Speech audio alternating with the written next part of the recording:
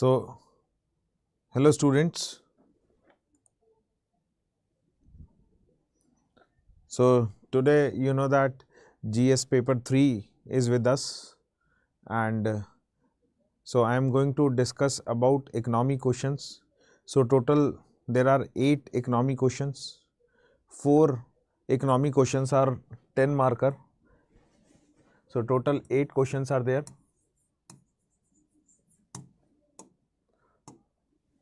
So, out of 8, 4 questions are 10 marker, which you have to write in 150 words, and rest 4 questions are 15 marker, which you have to write in 250 words. So, no doubt economy as a subject is always having a high weightage in your exam. So, this is what you have to remember. Now, when we talk about, you can say, economy, so what questions they have asked. So, we will see the questions.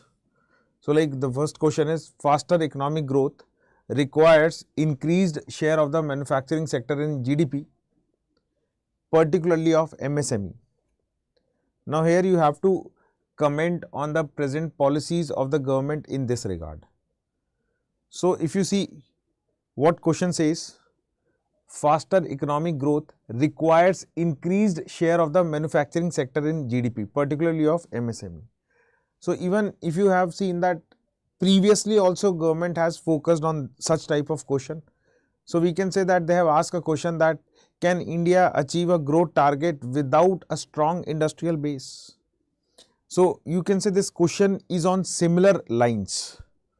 So, you have to comment on the present policies of the government in this regard. So, first of all, you have to substantiate this statement, that this statement is correct or not. So, no doubt this statement is correct. Second, if you see, after substantiating this statement, they are saying comment on the present policies of the government in this regard. Now, here remember that first of all you must know all the present policies of the government with respect to your manufacturing sector as well as particularly MSME. So, that is what is required, number 1. So, this is what present policies. So, it is not like that you were talking about policies which were, or you can say part of 10 years back or 20 years back, or you can say policies which were no more in existence. So, we have to talk about comment on the present policies of the government in this regard, number 1. Number 2, when the word comment is there, so it is not like that you have to write a list of initiatives. So, you have to first know those initiatives and then you have to talk about their pros and cons, or you can say you have to analyze those policies. Okay. So, again present policy. So, ultimately they are asking about overall approach of the government with respect to manufacturing sector. So, they are not even talking about schemes. Okay. They are asking about the overall approach. So, this is what is required to be written. Now, introduction, as you see that this is the most expectable introduction that most of the students will write, no doubt in that. So, like MSME contributes to the country's GDP, is nearly a third of the country's GVA, and it contributes nearly half of the country's export, as well as it provides employment to 40% of the workforce. So, this is the most of the people will write. Now, ultimately writing an answer is just like selling yourself or selling your knowledge to the examiner. So, if I talk about here, why not you start like this, that normally every country has a growth trend, that first agriculture sector is there, then after that industries or manufacturing, and then service sector. So, this is the growth trend of every country. But in our case, we have missed this part, we have missed our industries part, and when we say that we have missed our industries part, so we have to compare with our you can say developed countries and as well as contemporary, or you can say country like China. So, when I say developed countries, so if you see developed countries, they are not, or they have not become developed, or they have not achieved, or you can say achieved your growth without industrial revolution. So you can start with this also, that is industrial revolution has played a key role in achieving faster growth. Okay, so this is what you have to tell to the examiner. Now apart from this, you also have to talk about, you can say China. So even in China, you can say that right now China is a global manufacturing hub. So it means immediately after agriculture, they have focused on manufacturing. So this is what you have to tell. And in manufacturing also, they have focused on MSME. So for example, if I talk about, you can say FDI in China, or you can say foreign direct investment in China. So when we talk about there, so they have imposed condition on the foreign countries or foreign companies that when you are coming to our economy, you have to focus on, you have to, you can say purchase or provide a market for our MSME. So this is what introduction you can have. So ultimately, here I am telling you the two introduction that you can have in this question. So this is what you have to remember. Now apart from this, now the body part, now when we'll talk about body part, so in body part you have to tell that how manufacturing sector can help to increase economic growth. So here you can say that government has focused on multiple dimensions or multiple policy approaches there. So when we are talking multiple policy approach, so no doubt for industries, whatever is most important is credit. So credit is the most important thing that every company is looking for, okay, or every industry is looking for. Now when I am talking about credit, here you have to ensure that every company is looking for affordable credit. So here you can say that we are looking for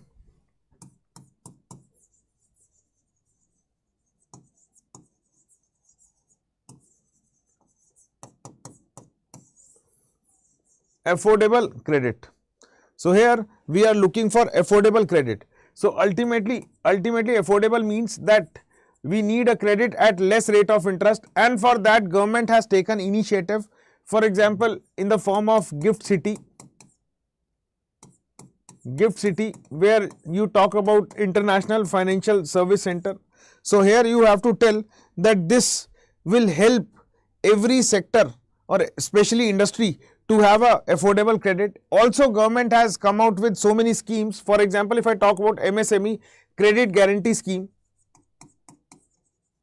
like they have given Atmanirbhar package also. Even we have a scheme in the form of interest subvention scheme. Now no doubt such credit policy approach of government has helped so many industries, but MSME, which largely remains in unorganized sector, so they are not able to take the benefit of that. Even we have Mudra banks also to support,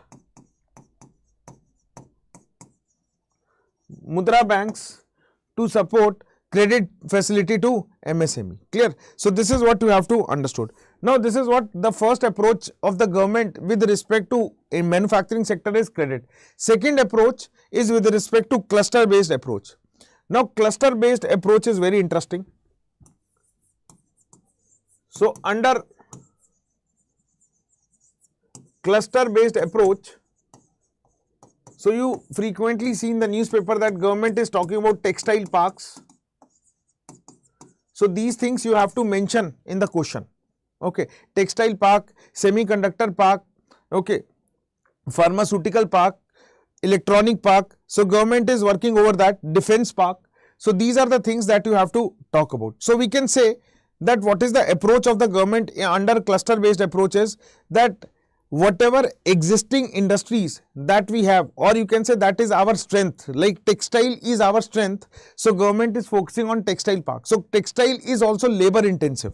Okay. Second, semiconductor is a new thing for us and it is also of high value. So in industry we always talk about that we have to introduce high value production. Okay, or you can say products which have high value, which ultimately help us to have good or faster growth. So you can understand in this way, like electrical component. So electrical component has less price, whereas Whereas if I talk about, you can say, semiconductor or electronic product, they have high price. So this is what high value. So rather than producing low value product, we must focus on high value. So ultimately when you produce high value product, it is going to have impact on our GDP. That is, GDP size will increase, and it will be we will achieve our GDP size in a less time. That is, high GDP size in a less time. So this is what the question is asking, faster GDP. So you have to understood in this direction. Clear? Now apart from this, government has also, what is the another approach? So we have seen that government has two approaches. One is with respect to credit. So as the question says, you have to talk about policy. Okay. So one is with respect to credit. Second is with respect to cluster. Third is with respect to, that is with respect to sector specific. So when I am saying sector specific, so a very famous scheme of the government is PLI, Production Link Incentive Scheme.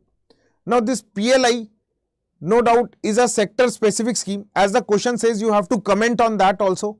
So comment means you have to give your own comments, means both in positive and negative. So this part you also have to remember. So it is, you can say this question is not just listing the schemes, कि आपने सिर्फ schemes list कर दी. That is not the demand of this question. So here you have to comment on that also. Then only examiner will give you marks. So ultimately at least one positive and one negative comment. So if I talk about PLI, so what is the positive of PLI? Although no doubt before PLI also we have so many schemes similar to PLI, but what is the difference? PLI used to reward companies once target is achieved, whereas other schemes, or you can say schemes previous to PLI, they used to reward companies before the target achieved. So ultimately in one case reward is given before the target is achieved, whereas in PLI reward will be given once you achieve the target. So this is the positive. Negative is that PLI focus on specific sectors. So like 13-14 sectors has been targeted under PLI. So this is the negative part. So this is what you have to remember. Clear? So these are the points that you have to mention in your question. Now apart from this, we can say that government has also introduced governance reforms. Now when I am saying that government has introduced governance reforms, what does it mean? Like we have brought out tax reforms. So in terms of GST, so that is the best example. So no doubt long term, for a long term, GST has a benefit. Like when I am saying benefit, it means in terms of compliance. So compliance has now reduced with respect to taxation or indirect tax. But in short term, you can say our economy is unorganized. So there is a challenge. So these points should be mentioned in your answer. Clear? Next, if you see, when we talk about governance reforms, okay, so we have introduced IBC also, that is Insolvency and Bankruptcy Code. So no doubt this has a benefit. Now what is the benefit?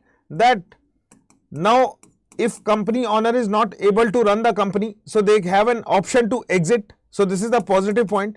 Whereas we have seen that there is more liquidation process as compared to insolvency process. So this is a concern also. So ultimately comment part is there. So don't forget that thing. Okay. And last we can say infrastructure.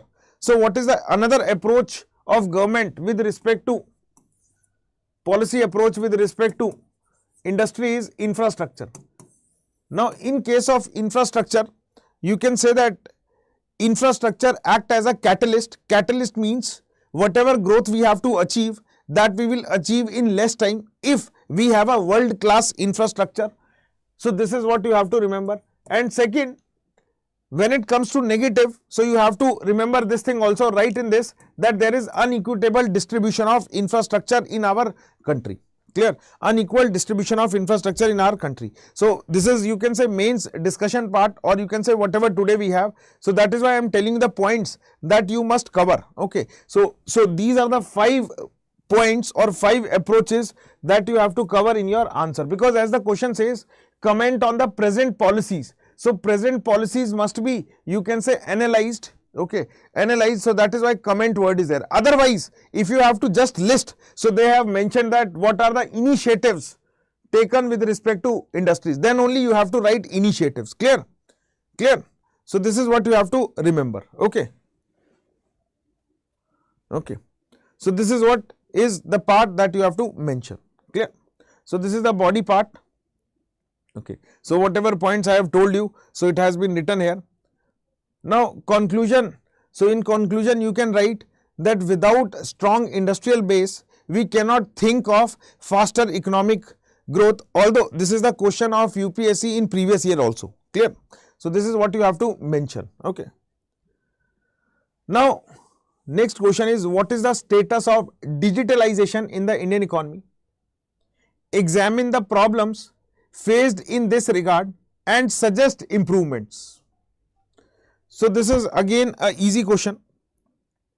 Now when we are talking about digitalization, what does it mean?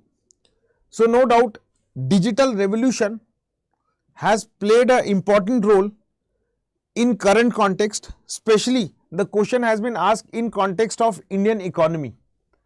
Okay. So no doubt some of you may be writing, or you can say some of you have thought of that digital economy helps in health sector, education, but they are the social sector.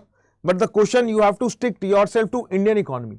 Examine the problem faced in this regard and suggest improvement. So ultimately 3 parts are there and the question has to be right in 150 words. So when I am saying 150 words means 50 words. So first justice you have to do like this. Okay. So no doubt when you are talking about status, so one thing that you have some numbers. So if you have numbers you can start with that also. But no doubt it is very difficult to remember the numbers. So even without numbers you can start. So if you see, when it comes to status of digitalization of the Indian economy, so you can say that digital economy help us in 2 ways. Digital economy help us in 2 ways. Number 1 in decentralization and number 2 in integration or globalization. So when I am saying decentralization, what does it mean? So you have to tell that this is only you can say due to digitalization that we have opportunity at local level. Okay, opportunity at local level, it means outcome in the form of gig economy. So gig economy is an outcome of, or you can say consequences of digitalization. So this is what you have to tell to the examiner. Second, what is the main thing that you have to tell here is that when we talk about digitalization, so it is only because of digitalization that Indian products are sold in foreign market also or international market. So it is, you can say, an outcome of digitalization. So you can say we have, or you can say outcome or status of digitalization is, one is in the form of decentralization and another is in the form of globalization or integration of Indian market with foreign market. So as the question is with respect to Indian economy, so don't write social sector point. Clear? Don't write social sector point. Now if you see, due to digitalization, or you can say why we have digitalization, it is because of penetration of smartphones and 4G and 5G connection, although 5G is the you can say the new one, but penetration of 4G and smartphone. So if you see that there is increase in the penetration, and if I talk about broadband also, so you can say by 2021 we have 765 million broadband connection. Clear? Clear? So we have broadband connection. So one student Suresh is writing, sir, gig economy we may call informal. Okay, so it is not informal. Okay, but here we are not talking about formal, informal. We are talking about how this has led other people to earn money. Clear? So no doubt in saying that gig economy help the people to earn money. Clear? So यहाँ पर you can say that in this way it has benefited. Clear? Now you can start with this, that Digital India program, a famous one, which is, you can say, we introduced in 2015. So you can introduce with that the main objective is to ensure employment opportunity. Okay, so this is the main objective. So one of the objective, and this is related to your Indian economy. Now here the second part says examine the problem faced in this regard. No doubt in this question you have many words to write, but you have to restrict yourself to 50 words. So you have to restrict or compress your knowledge. So that is what, when we are talking about the examine the problem faced in this regard. So again, economic problem that you face. So if I talk about big tech, so what are the problem? We have seen that no doubt digital market has been created or e-commerce has been created, but there is a monopoly. But there is a monopoly of, you can say, 2 or 3 major big tech companies, and we have seen that they are responsible for some unfair practices also, unfair business practices. That is why in news you will see that Competition Commission of India intervened. So these are the things that you have to mention in your answer. Second, if you see that government regulations are also there. So when I am saying government regulation is there, so you know that 2-3 years back there was a case or issue of adjusted gross revenue, means which telecom companies have to give to the government of India, adjusted gross revenue. So this is the, again you can say, the problem faced in this regard, that is digitalization. Third, if you see that when it comes to mobile companies also, so 70% of the, you can say, mobile users are occupied, or you can say penetrated by, or subscriber basis of Airtel and Jio. Okay, so Airtel and Jio. So ultimately again duopoly. Okay, so there were articles also. Next, if you see data, so data theft or data privacy is another challenge in terms of digitalization. And next you can say cyber security is again the another challenge in terms of digitalization. So these are the things that you have to mention in the question with respect to this question. Now you have to tell, even if you see the reports of Oxfam, so as it says problem faced in this regard. So if you see that when we talk about mobile smartphones and use of 4G and 5G, so you will see that when it comes to use of smartphone, 61% of the smartphones are used by men in India, whereas women's only use a very small proportion, that is 31%. So these are the data that you must remember. Even if you see that when it comes to digital technology, which is again a part of digitalization, so you will see here that most of the digital technology appear to remain or preserved or used by urban areas, upper caste and upper class individuals. So this is what you have to remember. Now ultimately when it comes to suggestion part, you have to tell to the examiner that we have to take steps to improve or you can say to overcome the problem that you have mentioned in this question. So it means when it comes to big tech, so the major role is of Competition Commission of India. So you can see that so many actions has been taken with respect to these big tech. Now again, when it comes to government regulations also, government has relaxed its regulation with respect to digital technologies. So even you can see startups. So when we have relaxed schemes or regulations for startups, that then only startups are flourishing. Okay, so this is, you can quote in this also. So same is we need for all the sectors. Similarly, when it comes to telecommunication, we have to revive our old companies. For example, the best example is BSNL. So ultimately we have to create a fair competition among the companies, and data privacy law is the one thing, and we need a better cyber infrastructure.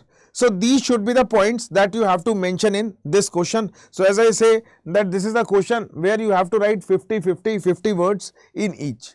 Okay, so you have to do justice in the exam that you give relevance to all the 3 parts of the question. So it is not like that you write only one part. Okay, so I have seen that most of the students, what they used to do, they write only or focus only on one part. So ultimately you are not going to get a good marks. Clear? So 50. So whatever knowledge you have to compress it and write in 150 words. Clear? So this is what it has been mentioned, that these are the economic impact, government digitalization. So what is the current status of digitalization in the Indian economy? So these are the things have been mentioned in the slide. Okay. Now You can see for the problems, regulatory challenge, infrastructure bottleneck. So it is with respect to cyber attacks and data breach, whatever, broadband internet usage, e-commerce growth. So here you have to mention about big tech, so which I have already told you. Clear? Now similarly, suggestions, literacy is the main thing. So we need to ensure that digital literacy should be there. Okay. Next, cyber security measures. So this is what you see that ki day to day government is working over that. Simplified regulations. So you can quote AGR, that is adjusted gross revenue. So I hope you have heard about this case AGR. Okay. Next, infrastructure investment, that is in terms of cyber security. Okay. So this is what is required. Innovation support and data protection law. So these are the things that you have to tell. So you know that the digital economy has a very great market or good market, and in end you can say with this that digital economy or contribution of digital economy has increased. That is, if I talk about gross value added contribution, so in 2014 it was 5.4%, whereas in 2019 it was around 8.5%. So this is what you have to tell to the examiner. Clear? Now next is, how does e-technology help farmers in production and marketing of agricultural produce? Explain it. Now this question is straightforward. So this question is with respect to e-technology, or you can say in your syllabus it has been clearly mentioned the role of e-technology in the aid of farmers. So here core sector, so if you see the importance of agriculture, okay, so you can say that when you introduced e-technology, no doubt it is going to increase the contribution of agriculture in economy, number one. Number two, when you talk about e-technology, e-technology also increases the social status of the farmer. Okay, but the question is with respect to production and marketing. Now when we talk about production and marketing, so here first of all we will see production part. So in production part we can say that we introduced drip irrigation.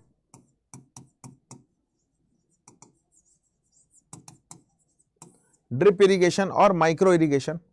So when I am saying we introduced drip irrigation or micro irrigation, the benefit is that first of all it saves water, no doubt, but the question is with respect to, you can say, production. So ultimately we know that we have a scheme, that is Pradhan Mantri Krishi Sinchai Yojana, where we have focused on per drop more crop.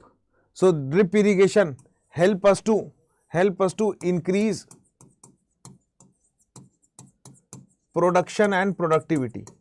Now here you have to tell to the examiner in this way that when there is no water logging, it means no disease will be there to the plants, and when there is no disease, ultimately we are able to save our plants.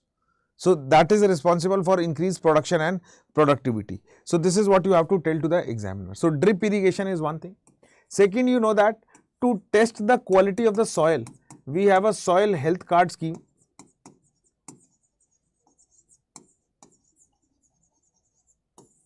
So we have a soil health card scheme.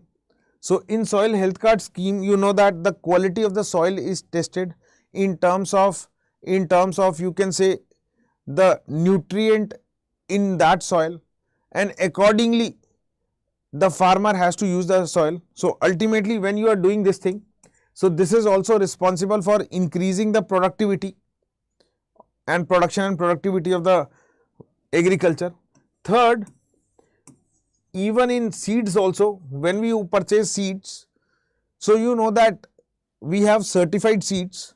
So in certified seeds, there is a possibility that farmer can get duplicate seeds. So now with the help of e-technology, farmer can identify that the farmer is purchasing the real certified seeds or the duplicate seeds. So this is what you can tell that how it is helping in production. Now apart from this, we introduced agricultural drones. Now when we introduced agricultural drones, so here we can say one thing, that these drones help us to utilize fertilizers in a proper manner or in a efficient manner. So it means in a judicious manner you will utilize the fertilizers, or you can say there will be no over utilization of the fertilizers. So it is beneficial for the country also as well as for the production of the agriculture product. Now in short we can say that e-technology is based on precision farming. So it is based on precision farming.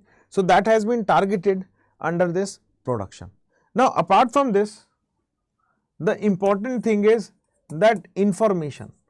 So e-technology, so as we have seen that in digitalization also, that it has been penetrated at decentralized level or at local level. So it is only because of digitalization that everyone is making reels, okay, or economic activity they are generating. The same funda is here, that when you have e-technology with the farmer, so if farmer needs any information, so they can connect to the expert, like M-Kisan is the scheme. Now apart from this, credit. So best example is Kisan credit card. Kisan credit card. So this is the best example that helps farmer to access credit. So this is the thing that you have to remember. Even with the help of e-technology, it is possible that government also, you can say, collect relevant data with respect to the cropping pattern in the country. So again you can say e-technology has played a role. Okay. So these are the things that you have to tell. Even you will see that when it comes to mechanization, although farm mechanization and e-technology are different, but it is, you can say, due to startups in farm mechanization that they can connect to the small and marginal farmers. So if any small and marginal farmer needs any machines on their field, so now we have a startups. Those startups with the help of e-technology provide machine or farm mechanization services to the farmers. Clear? So this is what you have to remember. This is what you have to remember. So this is how it is helping in production. Now other part of the question is that how e-technology played a role in marketing. So when it comes to marketing,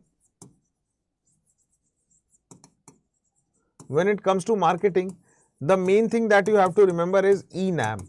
So you know that e-NAM, where all the mandis or all the APMCs were part of e-NAM, okay, were part of e-NAM. So this is what you have to remember. So these are the part of e-NAM. So all the mandis and APMC. So this is what you have to remember.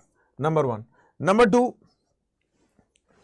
two, when we talk about marketing, okay, after marketing, we have to talk about, you can say, supply chain management.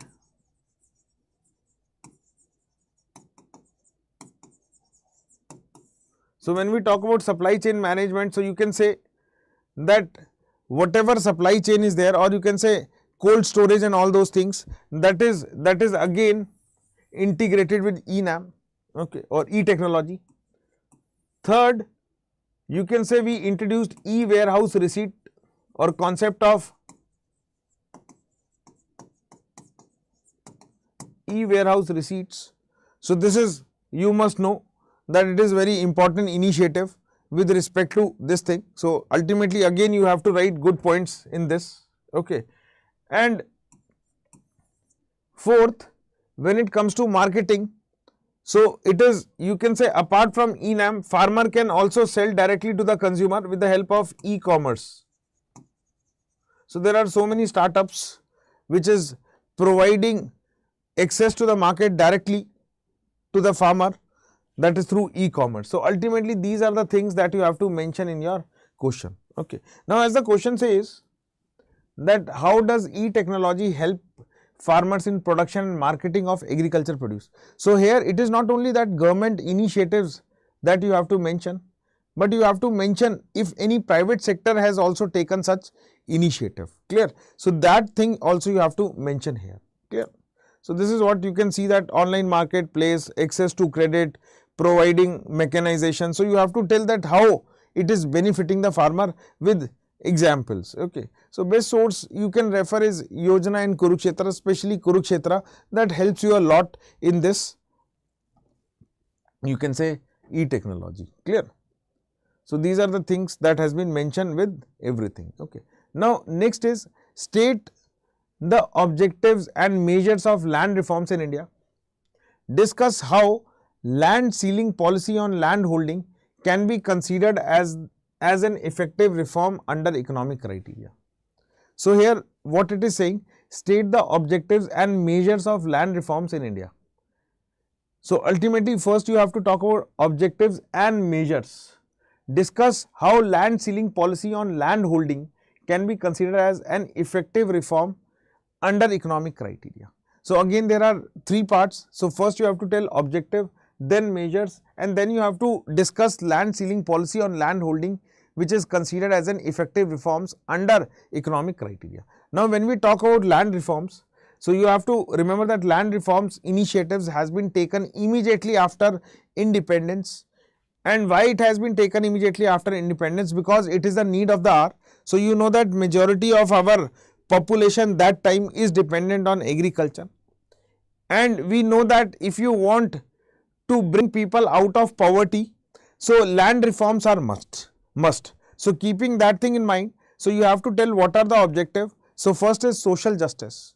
So you know that abolition of zamindari system is must. So that is the first thing. Second is to protect the rights of tenants. Okay. So by providing them security of tenure and experience social welfare. And third is to improve agriculture productivity. And the last is to consolidate and update the land records. So this is what is needed. Clear? So these are the objectives. And ultimately we have taken reforms, okay, or we have come out with some measures or steps also, like Agricultural Land Act 1960, State Abolition of Intermediaries Act. So we basically through this we want to abolish zamindars. Third, we brought tenancy reforms also, okay, or Tenant Act, okay. We brought Forest Right Act, okay. We also brought Land Acquisition Act, that is Land Acquisition, Resettlement and Rehabilitation Act 2013. So there also we talked about the protection of agricultural land, so that agricultural land must not be diverted for non-agriculture purpose. So this is what we have talked about in that also. Okay. Next is second part of the question is land ceiling. So when it comes to land ceiling, our purpose is that there should be equitable distribution of land among the farmers. So when I am talking about farmers, we are talking about tenant farmers also as well as sharecroppers also. So the question is saying that effective reform under economic criteria. So you have to discuss. So here you can talk about that apart from government initiative, there are, you can say, initiative taken by some individuals also, like Operation Bhudan. So you have to mention that also. So here in this video I am just telling you what important points that you have to mention in this question. Okay. So reduction of land inequality is there, enhances agriculture productivity, ensures efficient land use. Even you can see that although to some farmers waste land is distributed, but that waste land automatically we are doing production on that. So ultimately production and productivity has improved, or you can say we have ensured efficient land use. Apart from this, if you see that this land ceiling is responsible for rural development, so that is important. Now even if you see that it generates employment opportunities, okay, it also facilitates institutional credit, it creates a conducive environment for agriculture diversification. So this is what you have to remember. Clear? So this is what about this question that you have to remember. Okay. Now next question is, that is, most of the unemployment in India is structural in nature. Examine the methodology adopted to compute unemployment in the country and suggest improvement. Now this question is 15 marks which you have to write in 250 words. Clear? So this is what you have to remember. Now when we talk about unemployment in India is structural in nature. So here first of all you have to understand what is structural. Now you know that we have majorly three sectors: agriculture, industry and service. So if you see agriculture, so almost roughly 50% of our population is dependent. If I talk about industry, so on industry you can say roughly 35% of our population is dependent, and service 15 to 20%, so you can take 15%. But if you see the contribution wise, so it has more contribution as compared to these two. So ultimately one thing is that this is called structural, that their contribution is less but more people are dependent on that. So this is what you have to first understand, what is structural. Even apart from this, you can see that our economy is basically informal. So this question has been asked in that context.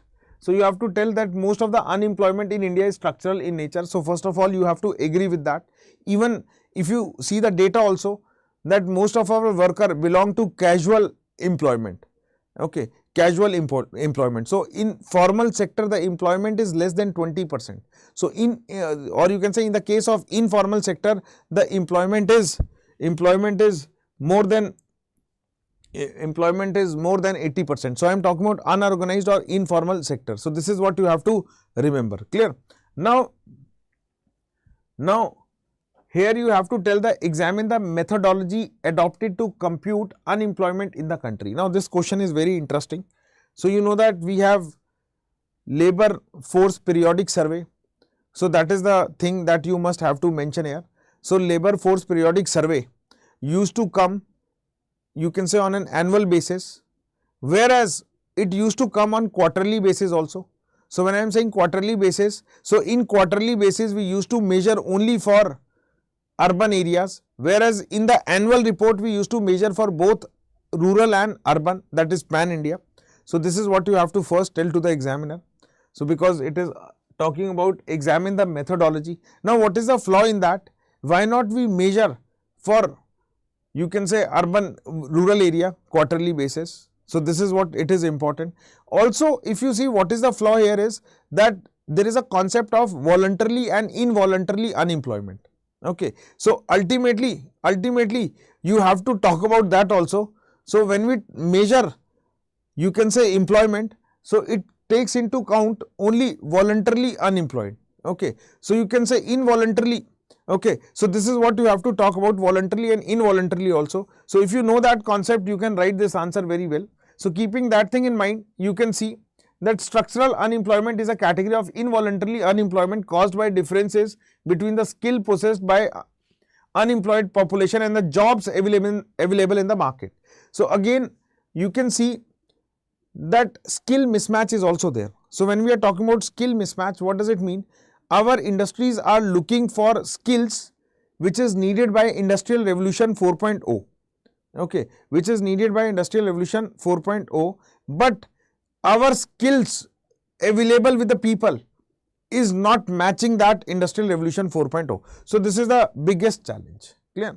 So here, why is most of the unemployment structural? So you can say education and skill gap, rural urban divide, labor market regulation. So these are the things that you have to tell. So famous labor codes are also there. Next, if you see population growth, technology disruption. So all these factors you have to tell to the examiner. Clear? Now geographical disparities also, wage expectation gaps also. Okay, so these are the things that you have to mention. Okay, now methodology. So even when we have a census of India, okay, so you know that after every 10 years you have a census done by Registrar General of India. So point is this, it is 2023 and still we don't know when the new census will come. So this is the challenge. Okay. Next is NSSO. So ultimately NSSO is responsible for conducting survey. Okay. So now this NSSO has been replaced by NSO. Okay. So the new name is NSO. So you can mention that. Now before periodic labor force survey, so labor force survey was introduced in 2017. So before 2017 we have employment unemployment survey which used to come after every 5 years, but in labor force periodic survey it is coming on annual basis, or you can say on quarterly basis. So that is a good thing. Clear? Next is, so this is what about periodic labor force survey. Okay. Next, labor bureau survey is also there, and we have state employment exchanges also, which you can say is responsible for computing the employment and unemployment data. Now first of all, enhance frequency and timeline of survey. So rather than focusing only on one area, that is urban area, we have to think about rural area also. So this is what you have to tell. Okay. Next is regional and industry specific breakdowns. So this is what suggestion measures. Next, data collection. Now data is very important because our sample size for which we measure employment unemployment is very less, and even the methods that we use, usual principal status. So those who have studied, they know what is usual principal status, casual worker status. So you have to say that in that also there is a flaw. Okay. So this is what you have to tell. Even we don't include informal sector. Even when we talk about survey of employment, we only take into account chronic unemployment. We never talk about disguised unemployment. So that is also taken into account. Clear? So these are the things you can say the suggestion which is needed for this question. Clear? Now come to next question, that is distinguish between care economy and monetized economy. So this is the sixth question that they have asked this year in this exam. How can care economy be brought into monetized economy through women empowerment? Okay. So can anyone tell me how you will start this question? Anyone? So although the answer has been given in front of you. Okay. So ultimately distinguish between care economy and monetized economy. How can care economy be brought into monetized economy? So first of all, although the question is straightforward, so you can start with difference also, that as the question says distinguish between. So you have to, you know that care economy is unpaid economy. Okay. Care economy is unpaid economy, whereas monetized economy is where you recognize economic activity. So ultimately if you see the nature of transactions, so under care economy, the focus is on providing services related to healthcare, education and caregiving, often involving unpaid work like family caregiving. Okay. So ultimately the emphasis is on care rather than profit. Whereas in monetized, you can say that the emphasis is on selling goods and services, or you can say economic activities. Clear? So this is what you have to understand. Next is value measurement. So if you see, value is measured in terms of the well-being and quality of life it provides. Okay. Whereas here the value is measured in terms of currency, the money that you earn. Clear? So this is what you have to tell to the examiner. And third is labor force participation. Okay. Labor force participation. So ultimately here you will see that involves a significant proportion of unpaid caregivers and healthcare professionals. So like basically women's, or you can say family members, or you can say nurses. So they were part of care economy, whereas here you will see that companies, formal employment sector where workers are compensated monetarily. Okay. So this is what you have to understood. Now in GDP also you will see that its contribution is not taken into account, whereas here the contribution is taken into account. So this is what you have to tell to the examiner. Now if I talk about these things, so you can also say to the examiner that Sustainable Development Goal 5 also talk about care economy. So this is the good point that you have to tell to the examiner. Clear? Sustainable Development Goal also, that is 5, also talks about care economy. So this is what you have to tell, number 1. Number 2, when we talk about, you can say International Labour Organization, that has also talked about care economy. Now the point is how you will convert care economy into monetized economy. So that is important one. So you can say that has been seen as a role of empowering women. Now when we empower women, so skill development programs are there, okay, like we can use self-help groups. So best example is Kudam Shri program, that is in Kerala, okay. Next, you can use entrepreneur opportunities, flexible work arrangement. So these are the things that you have to tell, okay, and equal pay and fair recognition, affordable child care services. So these are the things that you have to tell. Even you can say that, although if I say more, you can say what approach should be there.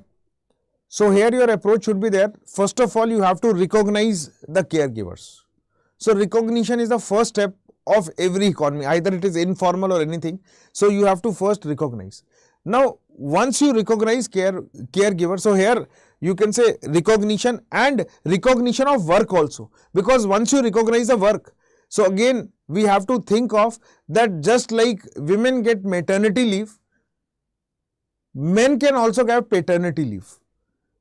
So this concept has to be included here, clear? This concept has to be included here. But I'll here say more that if we want to empower the women, so rather than focusing on economic, we have to bring out social changes first.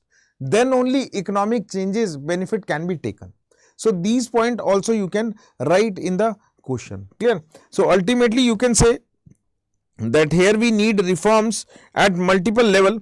So when I am saying reforms at multiple level, so can I say that reforms is needed at core policies, macroeconomic policies, social protection, labor policies and migration policies. So these are the things needed under this. So ultimately you can say recognition is the first, reward is the second thing that care economy needs, because then only you can say, and third is representation. So if you ensure these things, then only care economy can be converted into monetized economy. So ultimately again you can say government role is very important. So you can say supportive government policies are needed, okay. So ultimately paternity leave you can also mention in this example, okay, apart from maternity leave, okay. So this is the thing that you have to tell to the examiner, okay. Now this is the next question. So if I talk about this question, so this question is again from agriculture. Now in agriculture, if you see in agriculture, this question is expected one, because if you see the past trend of UPSC means, they have asked a question on, you can say, crop diversification, okay. Now ultimately explain the changes in cropping pattern in India in the context of change in consumption pattern and marketing condition. So ultimately here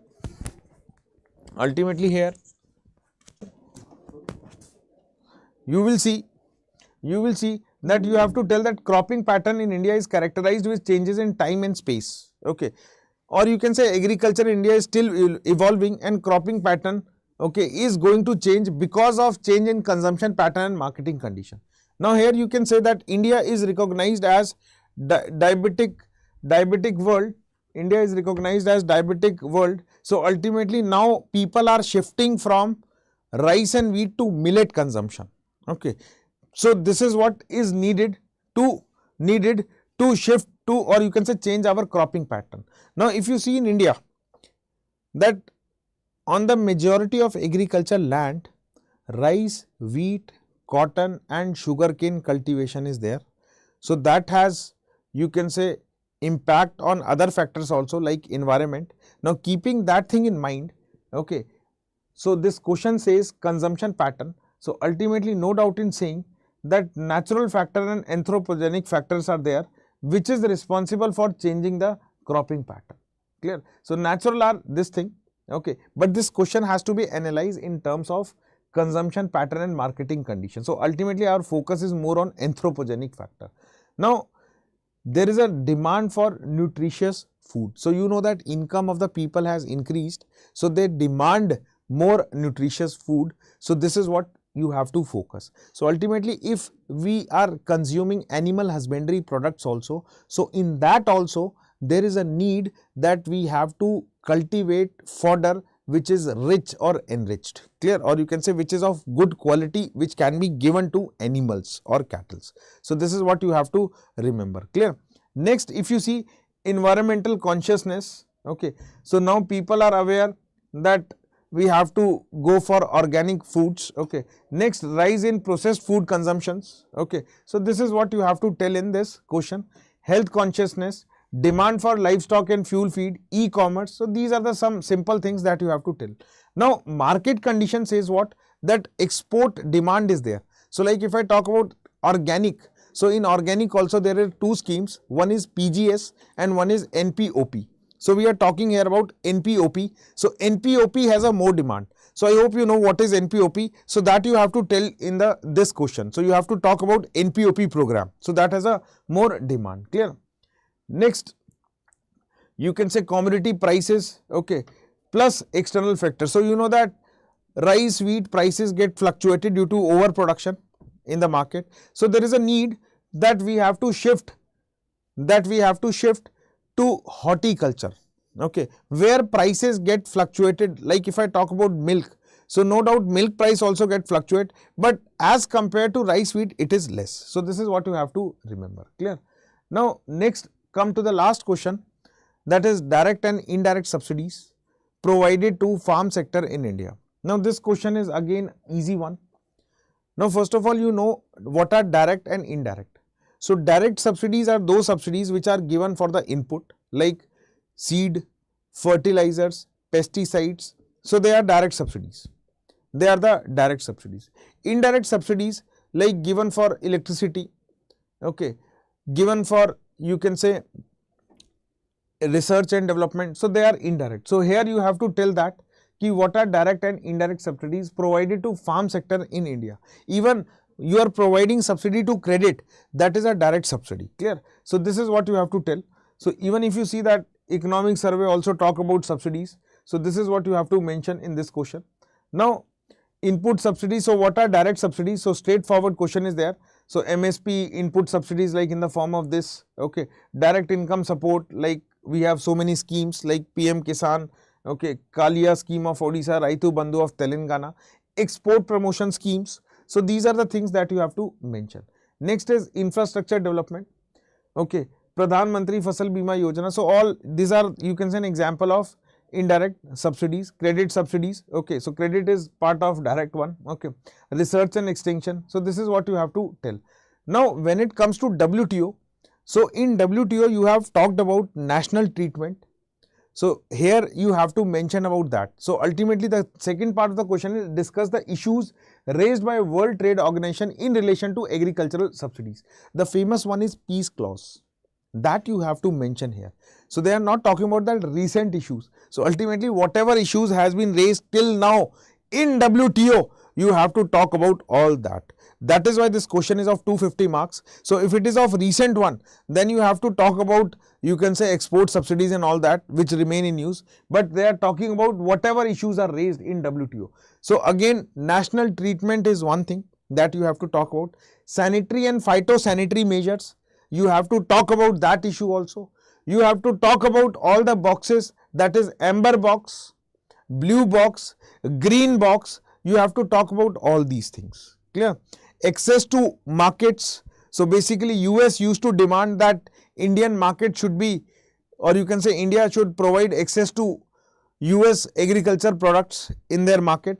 So these are the issues that has been raised. India has raised issue with respect to export subsidy provided by USA. So these are the things that you have to mention in this question, clear. So this is about these questions. So automatically all these things are mentioned here, okay, but unfortunately you can say WTO, okay, so for there is no grievance redressal mechanism in WTO, that is also a concern, that also you can mention, clear. So this is about, you can say, 8 questions. So in this video my intention is to just tell you the object, you can say what main points that you have to write, okay. So if you want a, you can say, understanding, so ultimately we have covered that in our P2I classes. So there you can see those things. Clear? So I hope the whatever important points that you have to cover, you have understood. So we'll meet soon. Jai Hind and have a nice day.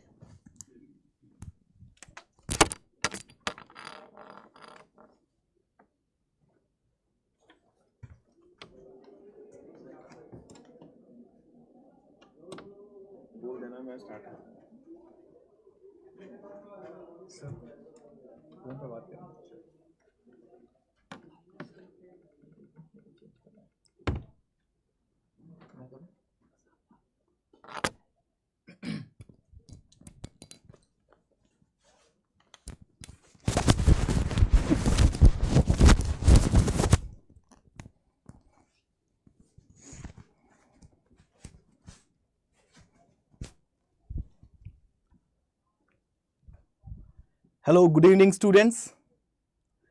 Good evening everyone. Hello. Okay, let me change the PPTs. It's Telegram. का है.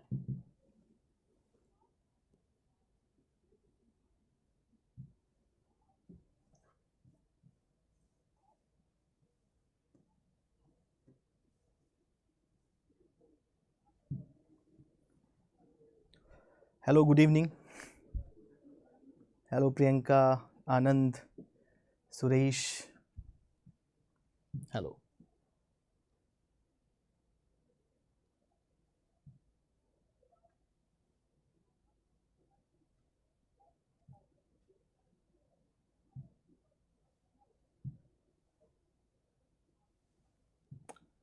Okay, I'm Dr. Kapil and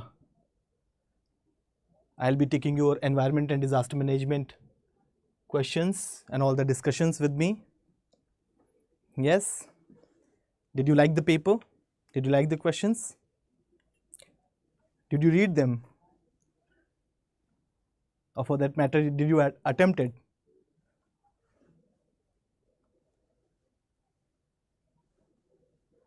Yeah. Okay. So I'm Dr. Kapil and your geography and your environment and your disaster management questions will be discussed now. Okay. Even before I move on to discussing these questions, let me tell you my feelings with you after seeing the paper. When I saw the paper, I really thought this is quite a straightforward paper, where if you read the questions, you get the meaning of the question. You don't have to wonder about what is that question, what are the demands of the question. Yes. So you don't have to worry about it, and that was quite straightforward question, I believe. Yeah.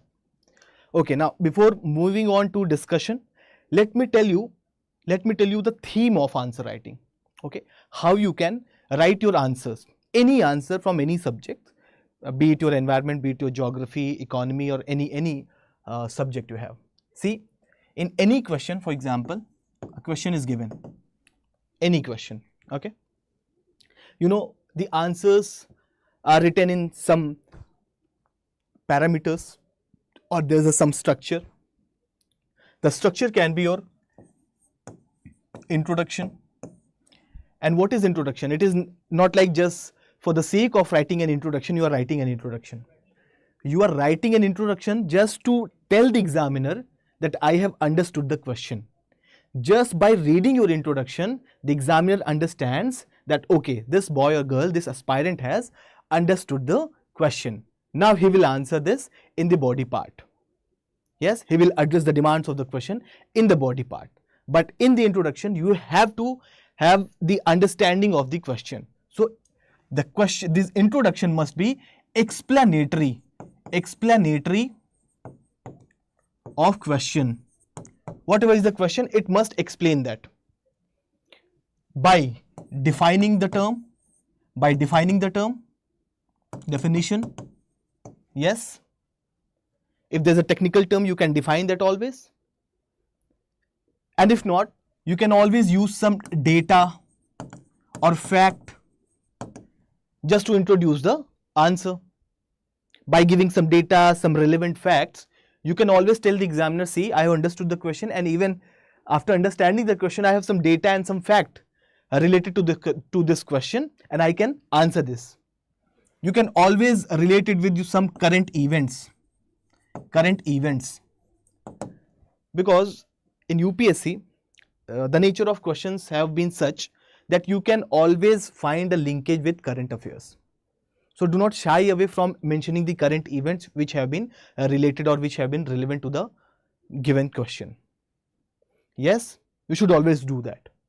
Then just after the introduction, I always suggest my students, please draw some map, right? So draw any relevant map or draw any diagram which is related to or relevant to the question. Make any flow chart, make any table which will enhance the quality of your answer, and also it will break the monotony. Otherwise you will be you will be just writing and writing, only words will be there and nothing pictorial. Yes, only words and words will make a handsome answer dull answer, right? And it should not be like that. Break the monotony. Even if you can make this map diagram in your body part, I know, but what happens is when you come on to the answer writing part or the body part, just in the haste of finishing an answer, you tend to forget. You tend to forget that you had to make some diagram or draw some diagram or map or flow chart, right?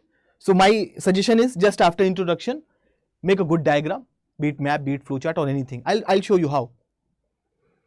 Yes, and after that you have your body part. Body part is nothing but your demands. You should address your demands. For example, there might be demand 1, there might be demand 2, there might be demand 3. Generally 3 demands are there. Yes, not more than 3, I mean. So you should address these demands with relevant data, relevant argument, with whatever content and knowledge you have, that must address these demands. And of course with examples, with data, with case studies. So these demands must be addressed comprehensively here. This is the part where you show your knowledge to the examiner. This is just the general understanding of writing an answer, okay? I'm just telling you, you can follow this in any part or in any subject. And then accordingly you have to conclude. And while you conclude, bache, what you have to do, this conclusion is not like summarizing your answer. It is not. It is quite, childish when you start summarizing your answer in the conclusion part. Because you are going to be an officer, you will be needed to act upon something, you will be needed to resolve things, you will be needed to give solutions. So show that characteristics of show that your value in the conclusion part.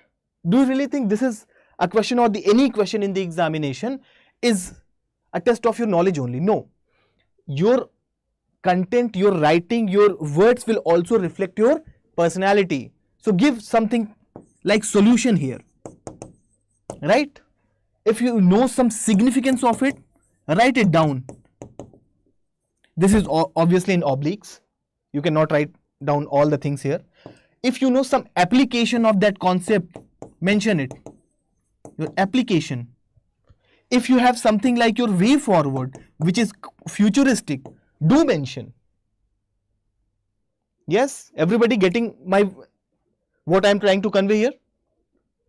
So this theme can be followed in any question.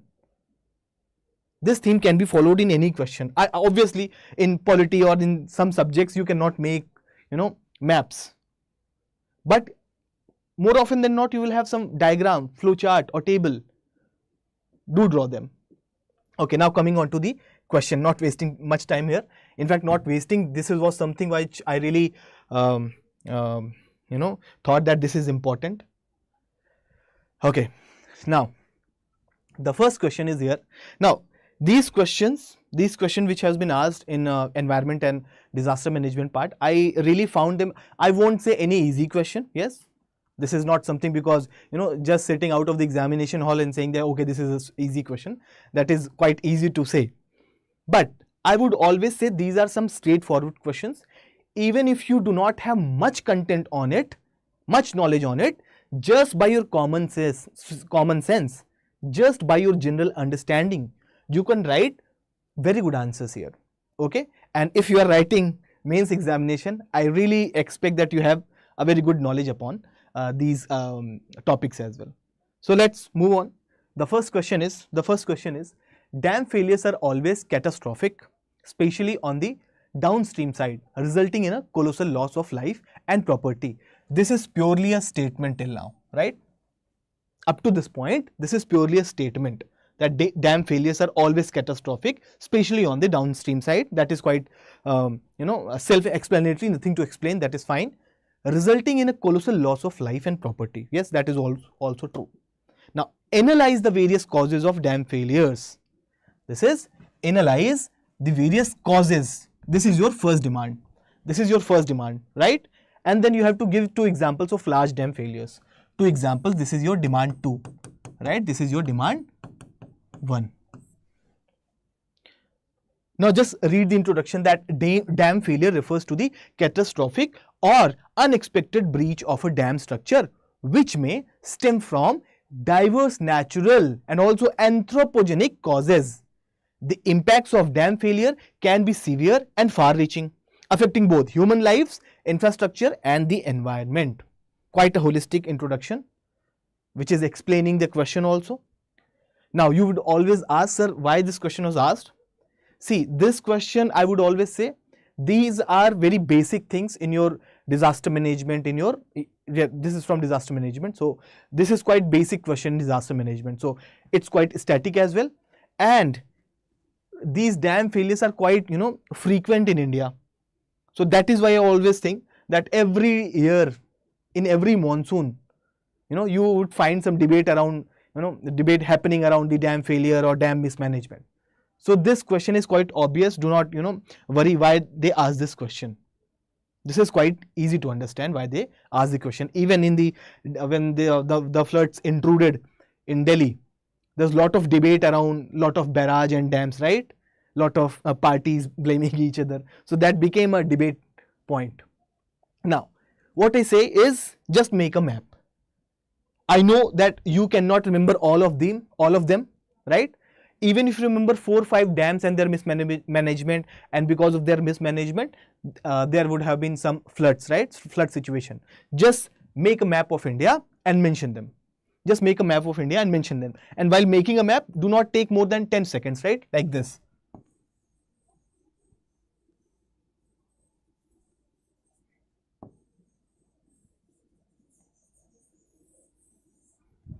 You don't have to be a Picasso, but yes, you can make a map and just show on that map 4 or 5 locations of these dams and their mismanagement. If you remember the year, that is very good. Okay, this is quite, I had time, so I got this map. I know in the examination that does not happen, but yes, you should make this map also. Then the causes of dam failures. Now there's one tendency that you will start mentioning first point, second point, third point, fourth point, and fifth cause, sixth cause. That is all, that is good. That is, you are just pouring out your knowledge. But I always suggest you people, the aspirants, you are going to be officers which needs a value of organization. You organization in terms of you have to be very organized. So organize your points. Like there are some natural causes like heavy rainfall. Nothing to explain. Like you can give an example, Tiwari Dam in Ratnagiri, Maharashtra, 2019. This was because of heavy rainfall. And then your earthquakes like Koyna Dam failure in 1967. This is quite famous. Everybody would have known this. Earthquake around 6.3 Richter scale. That earthquake was this. Its magnitude was. And then landslide can also cause your dam failure. Because of landslide, floods can occur. There might be a lot of sedimentation. Capacity of dam can decrease. Because of that, there might be some mismanagement. Then there are some technical issues around it. Foundational problems like weak or unstable foundation soil beneath the dam. You started making a dam. In your survey, you did not find this, that these soils are not suitable for making a dam, but you started making those dams, and later on you are reaping the price of it. Seepage and internal erosion. Because of that, the strength of your walls, the strength of that soil, it gets weakened over a period of time, and that can also cause dam failure. Overtopping, when the water is so much, even by the tributaries of that river or by heavy rainfall, that it starts going above the dam line or that above its crest. There are some human error and negligence, and in fact this has been one of the major issues, right? What you do here, that in your design and construction flaws, like this has been quite famous, Karam Dam in Madhya Pradesh, one of the tributaries of Narmada, and this has been a debate point, that the design and construction flaws are there when you make dams. Operational failures. When you operate a dam, including inadequate release of water during periods of high inflow and failure to adjust for changing conditions. When there's a lot of water, you just release it. When there's no water, you just store it. Yes? So there are a lot of operational failures as well. For example, they are not able to predict, or they are not able to know in advance that this might be a situation, that there might be a lot of water in the dam. So when the sudden incoming of water comes, they also release it very suddenly, and this creates a lot of havoc down the stream. Aging infrastructure, lot of dams are there which have been built pre-independence. They are so old and they are still running. So don't you think these aging dams are also one of the problems in dam failures? Yes, of course. Then they are talking about, the second demand is 2 examples, right? There might be many examples. For example, you could have chosen examples from here as well. Yes, but if they are talking particularly about 2 examples of large dam failures, there are 2, and I know this was something you could not have predicted or you could not have guessed. If you did not know, you did not know. But from those examples, you could have created your own 2 examples, right? There are always, talk about dam failures. So you can always talk about that. But here, there are 2 which are quite huge in failures. The Machu Dam failed in 1979, located in Morbi, Gujarat, India. Dam failed due to excessive rainfall. Sudden release of water led to devastating floods that resulted in loss of more than 2,000 lives were lost there, and extensive damage to infrastructure. It is considered one of the worst dam failures in India till date. And the second one is, of course, because the question has been such, it has not mentioned that you have to give examples only from India. So why not mention some dam failure from other countries as well? The one of the most famous is, or infamous is, Banqiao Dam failure 1975 in China. Dam collapsed under the influence of Typhoon Nina, affected more than 10.15 million people and inundated, that is flooded, around 30 cities. And their numbers we cannot believe, because the number would have been so huge. So these are 2 major dam failures if you talk about. One is from Indian context and one is from out of Indian context.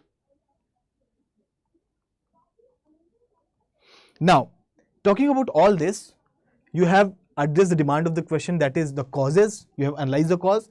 You have given 2 examples. Now you have to conclude, and conclude how?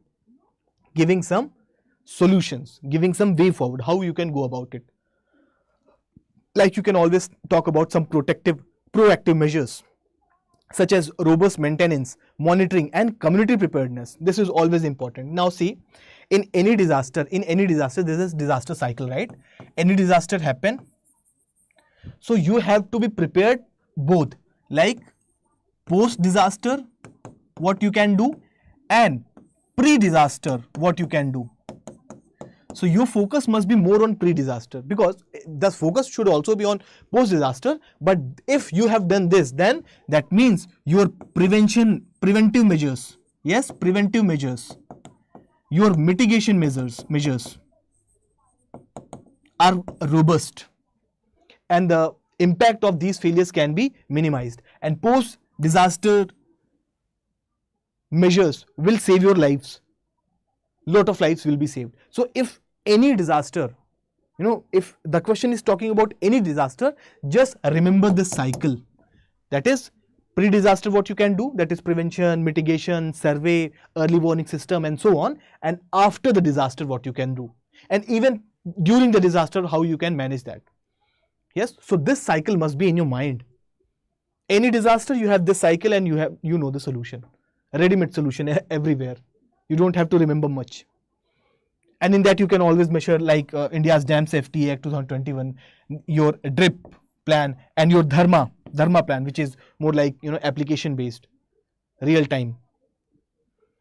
So these are some initiatives, and these are some solutions also, or suggestions from your side also. So with the mixture of this, you can write a good conclusion. Now moving on to the next question. Again, these are 10 markers, right? Till question number 10, these are 10 markers. What is oil pollution? What are its impact on marine ecosystem? In what way is oil pollution particularly harmful for a country like India? Now, in the first question, it was about dam failure. Even if you not know the content, just by your common understanding, just by your general senses, your common senses, you could have written an answer which was more than average quality, right? You could have written. And likewise here, nothing technical, nothing, no word is inaccessible to your understanding. You can understand all the term, and then you can move on to the question. Now here introduction, just define it. What is oil pollution? Because the first demand is this only. The second is impact on marine ecosystem. Then what way oil pollution particularly harmful for a country like India? First, impact on marine ecosystem. The third demand is impact on countries like India. Okay, introduction. Oil pollution occurs when the liquid form of petroleum or crude oil leaks into an ecosystem, especially the marine ecosystem, due to anthropogenic causes. Oil pollution is typically caused by oil spill, industrial activities, etc. Now, if I had gone further, I would have written a country like India is very vulnerable to oil spills. That would have included, for example, you could have written here, country like India is very much vulnerable to the accidents of, oil spills or oil accidents. You could have written that as well. Now, as I mentioned, wherever possible, make a map. These are just make a world map, right? Like Gulf of Mexico oil spill in 2010, El Palito oil spill in 2020, Mumbai oil spill 2010, Ennore oil spill 2017, quite famous and in fact infamous, Sri Lankan shipwreck 2021, and this Mauritius oil spill 2020. And Mauritius had to announce an environmental emergency. Aspirants, are you here, right? Yeah, you can also ask your questions in between if you want. Now, these are some examples. This is a map which is not just for the sake of making the map, but it is also telling you, telling the examiner that you also know oil spills and some incidences around it. You are not just using your common sense, but yes, you have read something, you know something about it. The phenomena has been reoccurring throughout the world, and you know that. You can always make such maps. And this is not hard. This is not hard to make. If you know how to make a map, and then just put these information there. Make your maps informative as well. Now, body, the first demand is impacts of oil pollution on marine ecosystem, right? This was handled in the introduction part only. So there are two demands remaining. Oil pollution on marine ecosystem. First is damage to coral reefs. Yes, because they are quite sensitive ecosystem. Oil spills can smother, kill coral reefs, like Mauritius oil spill. What happens is, because these coral reefs are so sensitive to the water quality, to the salinity, to temperature, to sunlight, even a small variation in any of these factors can cause coral bleaching, can cause the death of a coral can cause the separation of zooxanthellae algae from these coral polyps. And these are, the rainforest of the oceans or rainforest of marine. And if they are affected, then they are going to affect the complete biodiversity of the ocean. Habitat destruction. Don't you think any habitat like your mangroves, coral reefs, estuaries, salt marshes, your delta, they are all included in these marine ecosystem only. And if there's any problem like oil pollution or oil spill, they are going to affect these habitats. And when habitat is affected, the biodiversity of that habitat is very much affected. And you might have heard about terms like mass extinctions, biodiversity loss. Yes? These are some causes of that only. Then degrades insulating properties of birds. There are many birds. Yes, they have some waxy coating on them. Because of that, they are very buoyant and they keep, going down the water, and then they come up. They are quite dry. But because of this oil spill, their wings become quite sticky. They start dying. They start, sinking into the ocean. So there's a lot of problem for these birds as well. Not only birds, but also disruption of food chains. Why? Because these oil spills will create problems for planktons, for algae, as I mentioned in coral reefs. And these plankton, these algae are like grasses of the ocean. They are the base of the food chains of the oceans. And if they are affected, the smaller fish, will be affected. The bigger fish which is feeding on smaller fish will be affected. And those bigger fish which are feeding to whales, sharks, right, or the bigger organisms of the marines, they will also be impacted. So whole food chain will be impacted just by the oil pollution.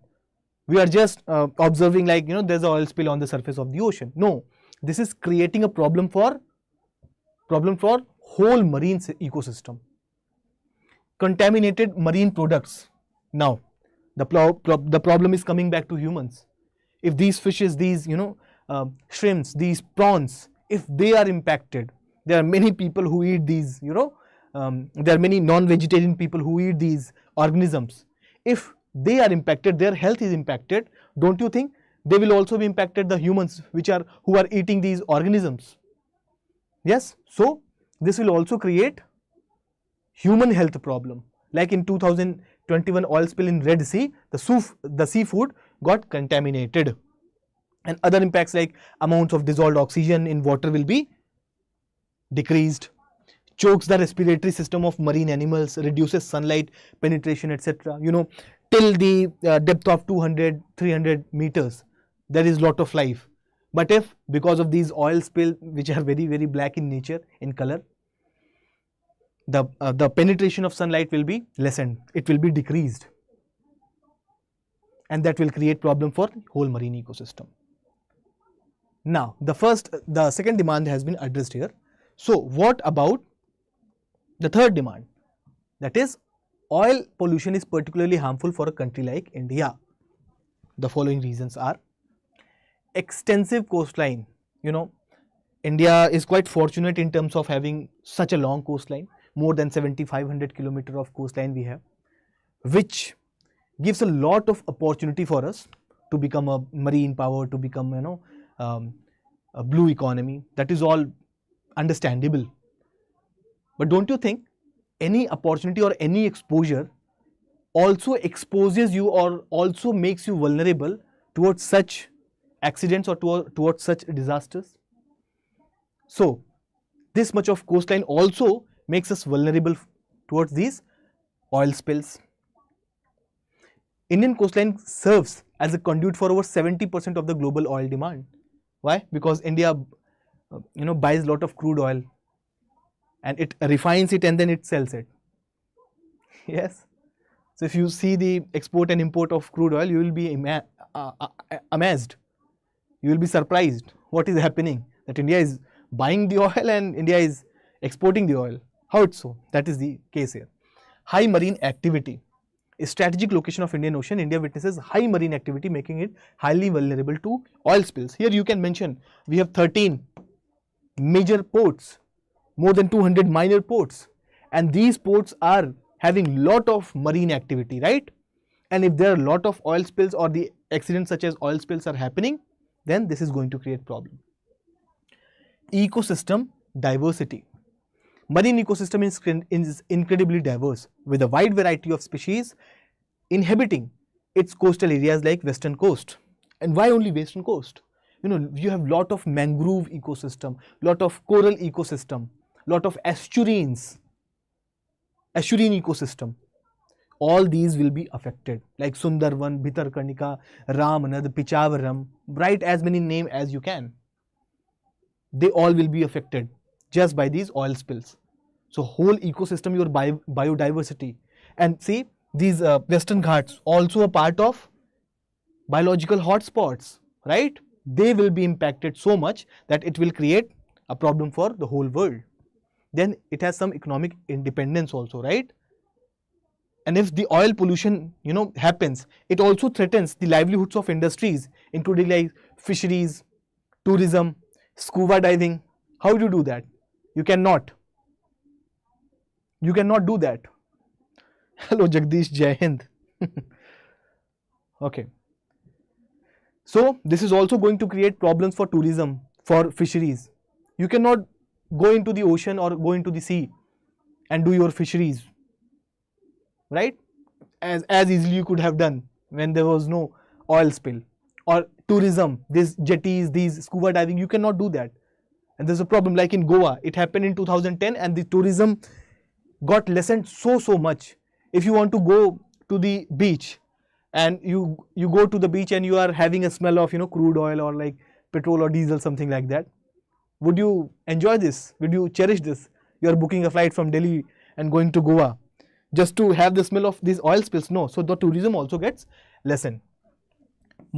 Monsoon and cyclones will also create problems because they will also move these waters, right? Move this contaminated water to different parts of the ocean or the seas, and it will become very challenging for the authorities to contain this. The pollution will start increasing here and there. Okay, now you have done this, you have addressed the demand of the question. Now, what to do? You have to conclude accordingly. And how you can do that? You can always say, it is imperative for India to have robust preventive measures, emergency response plans and stringent regulation to mitigate a risk associated with oil spills. Various technological measures like you have some magnetic soap, autonomous robots, ultra absorbent sponges, waste human hairs can be employed for post oil spill mitigation. Now tell me if you will, you know, observe, you will always find this philosophy here. There's a disaster of oil spill, right? It has happened. Now what you can do? You can do just pre-disaster management, right? Pre-disaster management, and then you can do post-disaster management here. Yes? Isn't this the philosophy here? If you can catch this, it's not a question just, you know, particularly to the disaster management. It is more related to disaster management plus environment. So yes, you can use its application part. So you have to do something mitigation or on the prevention front, and then you have to do something, for example, like these soap, these absorbent sponges on the post-disaster management side. This will make your answer very comprehensive and quite complete. If you could have written this, there's no point examiner would cut your marks. But being it a question from humanities, there's no point giving the whole mark as well, because you can always improve, you can always write better. So they are not going to give you 10 out of 10, but yes, you can hope for getting 7 or 8 marks out of 10. Now the next question is, the adoption of electric vehicles is rapidly growing worldwide. How do electric vehicles contribute to reducing carbon emissions, and what are the key benefits they offer compared to traditional combustion engine vehicles? Such a simple question, right? Even if I do not discuss this, you can write half of the points I will discuss here. just by your common understanding, just by your general knowledge or general understanding of the topic. And the questions are so straightforward that you don't have to get lost or you don't have to get lost in the process of understanding the question. You can easily comprehend the question. That is what I meant. Now, in previous years or in previous 3-4 years, what I have observed is UPSC has made this GS paper 3 quite complex or quite difficult to understand sometimes. Long questions or some complex terms, and there people used to get jammed, or people used to get locked there, that they were not able to even comprehend the question, then how they are going to answer it. But here the problem is not that.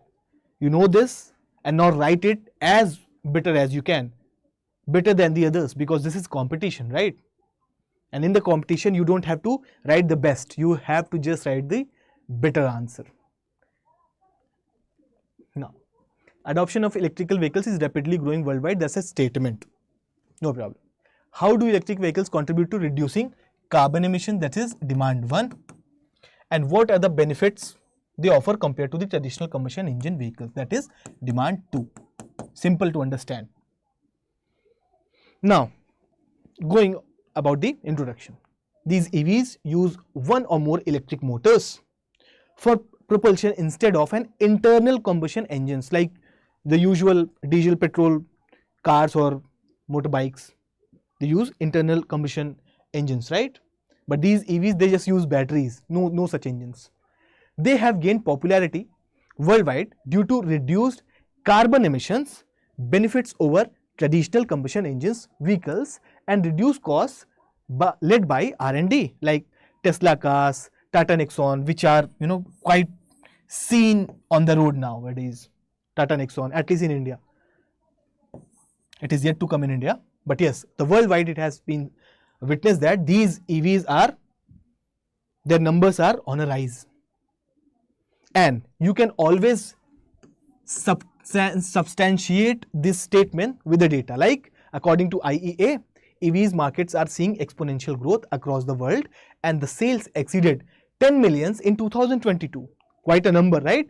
The demand and usage has increased has increased across the globe. This will make a very wonderful introduction. It will make the examiner understand that you have understood the question. He or she does not have to find the question or find the answer of this question, that you have understood the question or not. In the introduction part only, you have told the examiner, okay, see, I have understood the question, now read my body part, and you will get your answer. Quite easy to go, right? And see, these are some data, in all the subjects you have some themes, right? You have some keywords. On every keywords, just write down 2-3 data, write down 2-3-4 data with every keyword, and wherever possible use them. Keep repeating them. One day you will remember almost every data with every related key terms. This is not very tedious job, okay? This is not very tedious. Just writing 2-3 data with with every keyword. You will remember everything just after practicing some answers. Now, body part, contribution in reducing carbon emissions. How they do? Reduce tailpipe emission. That is like carbon monoxide, nitrogen oxides, and particulate matter will be emitting less out from the silencer or from that tailpipe. Less.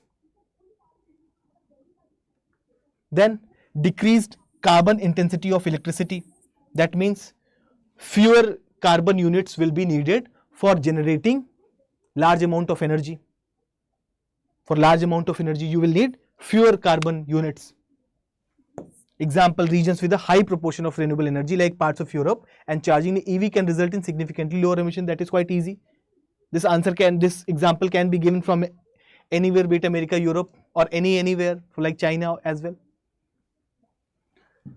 Now, life cycle emission reduction, that is EVs produce fewer emission than the comparable gasoline powered vehicles when accounting for manufacturing and disposal. See, in the manufacturing of these combustible engines, you have lot of carbon emissions in the factories, in the mining, everything you have to emit lot of carbon. But in these EVs, this carbon, the life cycle emission of these carbons get reduced a lot. And you have also promised for net zero emissions. For example, India has promised it by 2070 that we will become carbon neutral country or net zero emission country. It will be also helpful in that. And these are the things which are quite very much in news, right? You don't have to read any book for that or any notes for that. Even if you are reading newspaper regularly, you will be able to solve these questions. You will be able to solve these questions, right?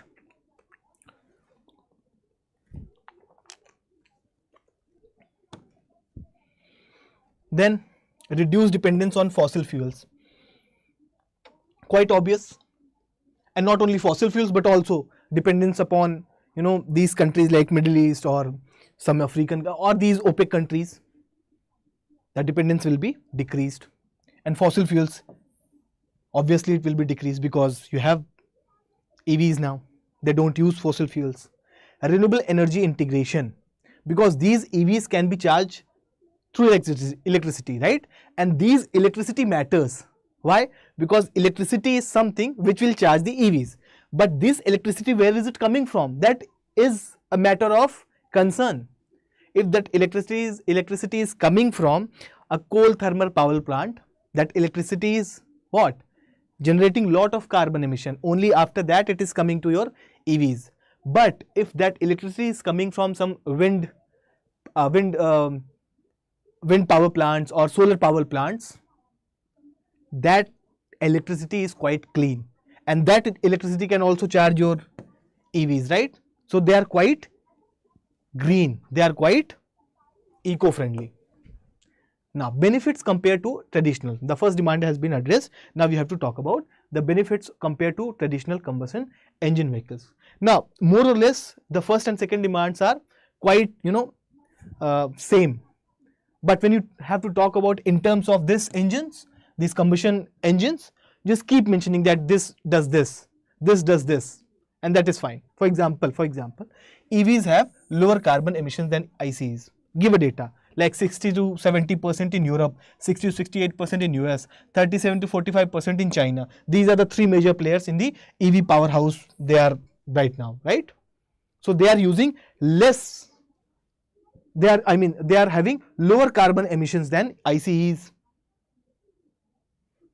You have energy efficiency which is more than the ICEs, that these combustible engines. You have energy efficiency that is much greater, like 3 times as efficient as ICEVs. Give this data, okay? Lower operating cost. They are so lower that in terms of maintaining that EV is much less than these ICEs. That they are servicing, they are repairing, and everything if included, they are approximately 35% less. 35% less. And quiet operation.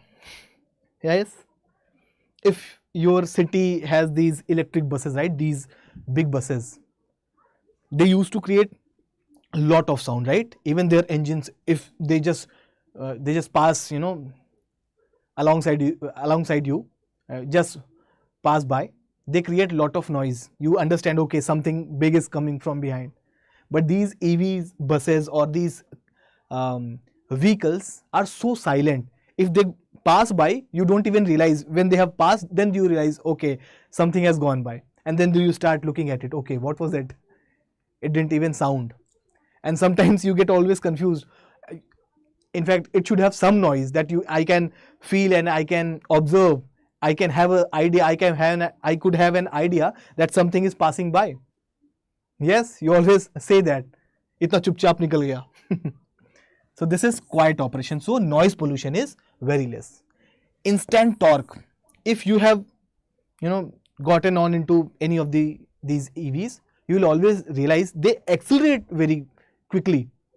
If you accelerate them, they just fly. And these ICEVs, they take time. Their torque is not as great as these EVs. So their acceleration is quite good. And also the regenerative braking. See, in ICEVs, what happens is when you apply brakes, there's a lot of friction on the tires, and because of these friction, there will be a lot of heat generated. Yes, because of that heat, it will lead to your some maintenance problem in your bike or in your car or in your engine, in your tires. But what happens here in EVs, that if you apply the brake, that kinetic energy which had been there and now you have applied a brake, that kinetic energy is not going to convert into frictional or heat energy, but it will be used for charging the batteries. So even if you are running and applying brakes, your batteries could be charged easily. So this is quite an advantage, right?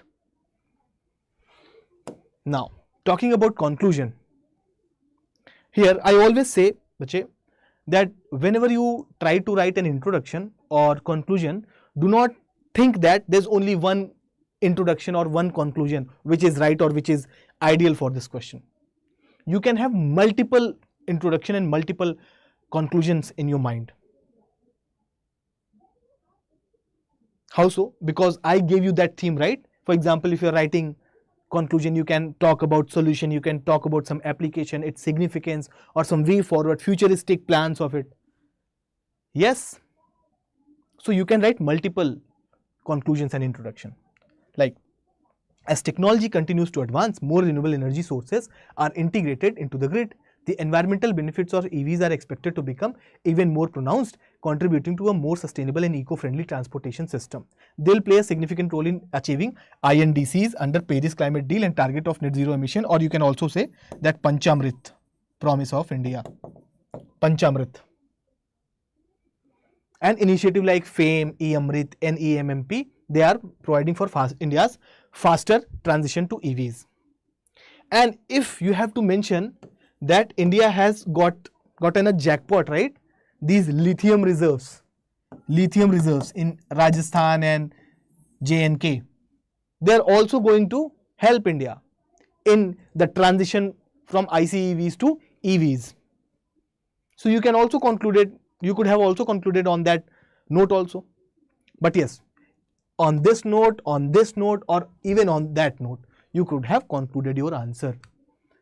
And that is one thing I really want to convey, bache, that you should not read an answer or even my answer. More or less that body part is same. Your examples can be different, that is fine, but the more or less body part is same. But in the introduction and in the conclusion part, you can really be creative.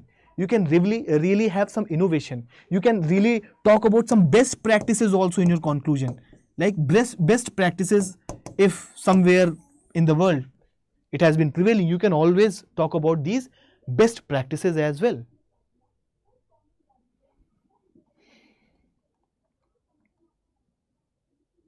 Now, the next question is, comment on the National Wetland Conservation Program initiated by the Government of India and name a few India's wetlands of international importance included in the Ramsar site. Quite easy to comprehend actually. If you know this is fine. If you know the objectives, the aims, the approach of it, that is fine. And even if you do not know, really do tell me, you cannot write something about how to conserve a wetland. You can always write something. You can always, bluff around it, and that bluffing will be almost correct because you are thinking rationally about it. If you are thinking rationally about it, that bluffing, that guessing part will be more or less correct. But I really expect that you have studied this. Only then you are going to appear in the mains, right? Then this is the first demand, that you have to comment on National Wetland Conservation Program. And now it has written comment. So you have to really give your opinion on it, not just talk about the National Wetland Conservation Program. By the Government of India, name a few India's wetlands. Few, it has not given any number like 2 dam failures, right? So try to give 3, 4, 5, as many as you remember, as many as you can. But if you mention any Ramsar site or any important wetland area, try to give a fair idea about it, okay, where it is located, what are its, some interesting facts about it, you have to mention. Now, introduction. Wetlands like kidney of the earth because they filter, face major threats like encroachment, pollution, overexploitation of resources and sea level rise. And realizing these threats, India had initiated the National Wetland Conservation Program in 1986 for safeguarding wetlands. So, you also talked about wetland, but also talked about this NWCP, which was initiated in 1986. And while talking about this, just go on to the body part. Just after this introduction, you could have also drawn a map, but I haven't drawn a map here. I have drawn the map in the body part now. But if you wanted, you could have drawn the map here as well. Now, this NWCP and after this NLCP, they were merged, they got centrally sponsored and they got integrated into one scheme, namely National Plan for Conservation of Aquatic Ecosystem. Even though in 2013, even though it was not asked, but had you mentioned it, the examiner will understand, okay, this aspirant has a comprehensive knowledge about this. I know this has not been asked. Just write 1 or 2 lines in the bracket, yes, and the examiner understand, okay, this aspirant is quite prepared. This aspirant has the knowledge of it. Now, it has aim, holistic conservation and restoration of wetlands. Tell me, if there's a program about, conservation of something, won't it be conserving that thing? Yes, conserving that ecosystem. Yes, conservation is one thing. And also the restoration. If you did not know this, even if you have written this, okay, half fine. But yes, the real aim is holistic conservation and restoration of wetlands.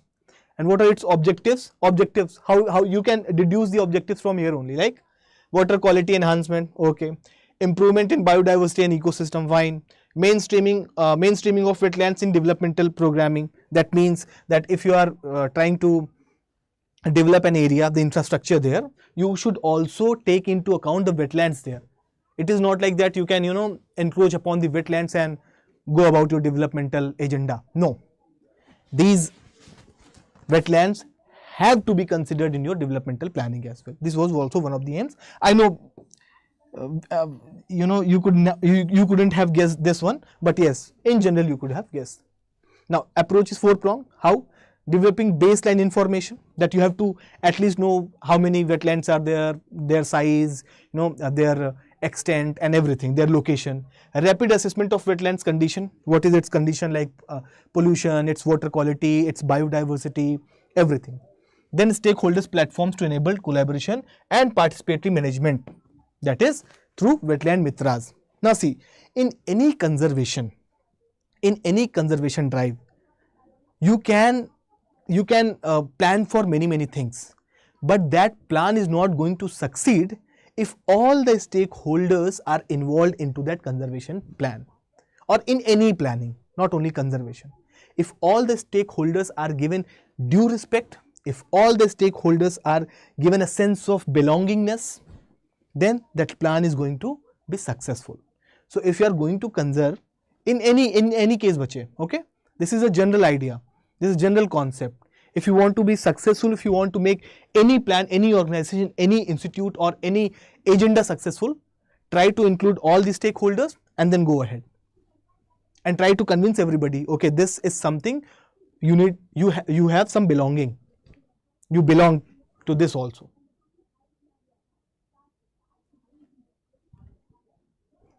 So try to think like an officer, try to think like a leader. Now, management planning, addressing wetlands, biodiversity, ecosystem services, value and threats, wetland integration management plan. You have to do that. Then nodal ministry was Ministry of Environment, Forest and Climate Change. Okay, fine. This is some of the basic idea about this program. Now, you have to talk about your opinion or your expertise or what kind of knowledge you have on it, its loopholes or some challenges or issues related to it. So talk about it, like limited role of state governments. That is, this program is quite centralized. Center had a lot of role to say, but the states were not so much in command. it will create lot of delays in implementation and assessment also. Lack of research and development. In the conservation, you need lot of research, right? If you have new ideas, new technology, new things, innovations, it is going to help. But this is something which is lacking here. Data deficiency, it is quite a tedious and painstaking process, that data collection. So this has not been quite up to the mark. A limited community participation. See, a community which is living nearby, if its participation is not good, then again the plan is not going to, or the program is not going to be so successful. Lack of compliance and encroachment issues, that is, you can always write about it. Now, how you can take measures? Again, this was not asked, but again, this is a 15 marker. So I always say that if you are telling any, if you are writing about challenges or issues with it, try to be a solution giver as well. Not if in so much detail, at least 1 or 2 lines. Okay, like robust institutional mechanism and collaboration with state government, that is empowering state governments. Scientific research and the adoption, the kind of challenges or issues you had, try to reverse them as a solution. Activating communities and stakeholders to promote beneficiary wetlands behavior. See, again, bringing them stakeholders into the consideration. A robust compliance mechanism for effective wetland management, that compliance must be there. Now, see, I have mentioned all these 75 wetlands, but yes, this is not possible in the exam. At least make a map and you will always recall these 15, 20 or at least 10 Ramsar sites you will recall in the examination hall, because this is quite important, because in the prelims examination you have to know which wetland is located in which state, right? You have to know about all these wetlands when it comes to prelims examination. So I really hope that if you qualify the prelims examination, you know this, at least 10 or 20 you can recall in the examination only.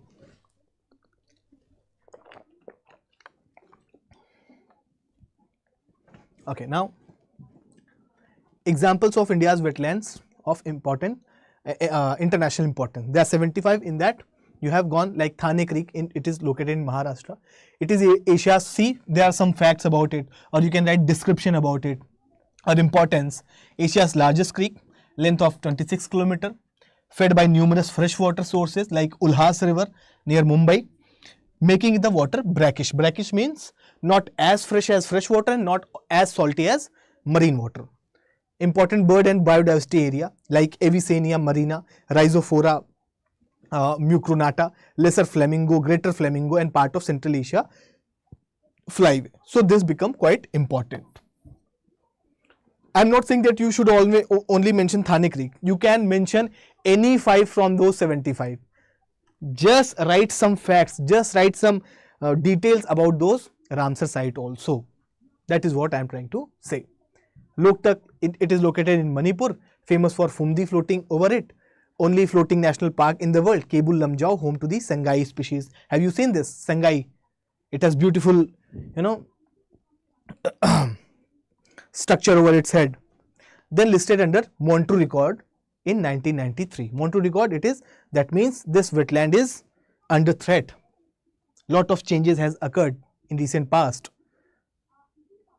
There are only Kevla Dev and Loktak is in that list. Earlier Chilka used to be there, but now Chilka has recovered, so it is out of that Montreux record.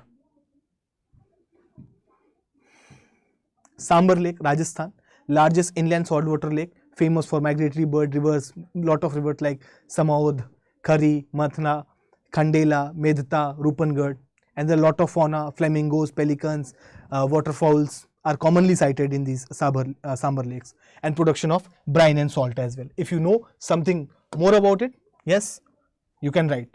Then Vedantangal Bird Sanctuary, Tamil Nadu. Human made, this is important. Why? Because it was announced in 2022 only, one of the recent ones. And it is also one of the human made wetland. And also southernmost tip of the peninsular India. Further, it forms the part of important bird area, that is biodiversity area. hence the part of BirdLife International Data Zone and also included in Ramsar site. So try to write some details about this as well.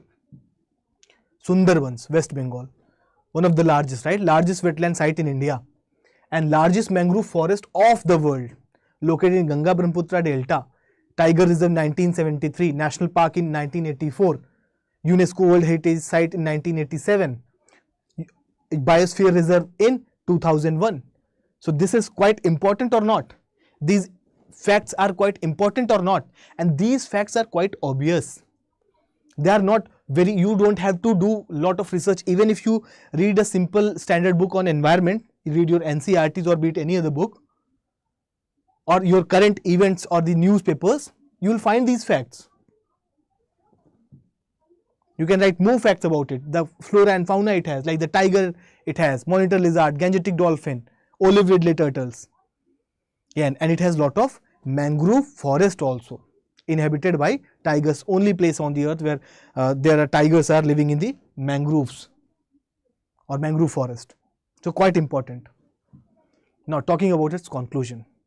Wetland conservation and management are imperative for safeguarding biodiversity, mitigating climate change, preserving water resources and enhancing ecological resilience, ensuring a sustainable and healthy planet. Okay, that is good, that is fine. That the importance of wetland you have talked about. But if you have read something about 2017 rules, you will always realize that these rules have created some kind of decentralization, right? Because earlier this NWCP is quite centralized, center has more say. But this rule, 2017 rules have much more decentralized it, where state has more say in the conservation efforts of these wetlands. So they become really important. So you can also conclude this on these lines as well. See, not only single conclusion I am talking about. You can always talk about different conclusion or different introduction, but you have to be contextual. You should not go out of the context. Always talk about or talk in the tone of that question. You should not just write anything. Okay. Now, the last question is, now you can also prepare a question. You can also write down your question at the end of the answer. You can also ask your question. Okay, at the end of the discussion.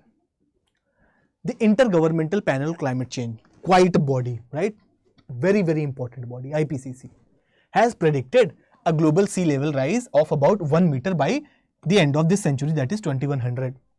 What would be its, this is a statement, right? Only a statement. What would be its impact in India and the other countries in the Indian Ocean region? So if you want, you can separately write about them, but more or less the points are same, so you can write them together as well.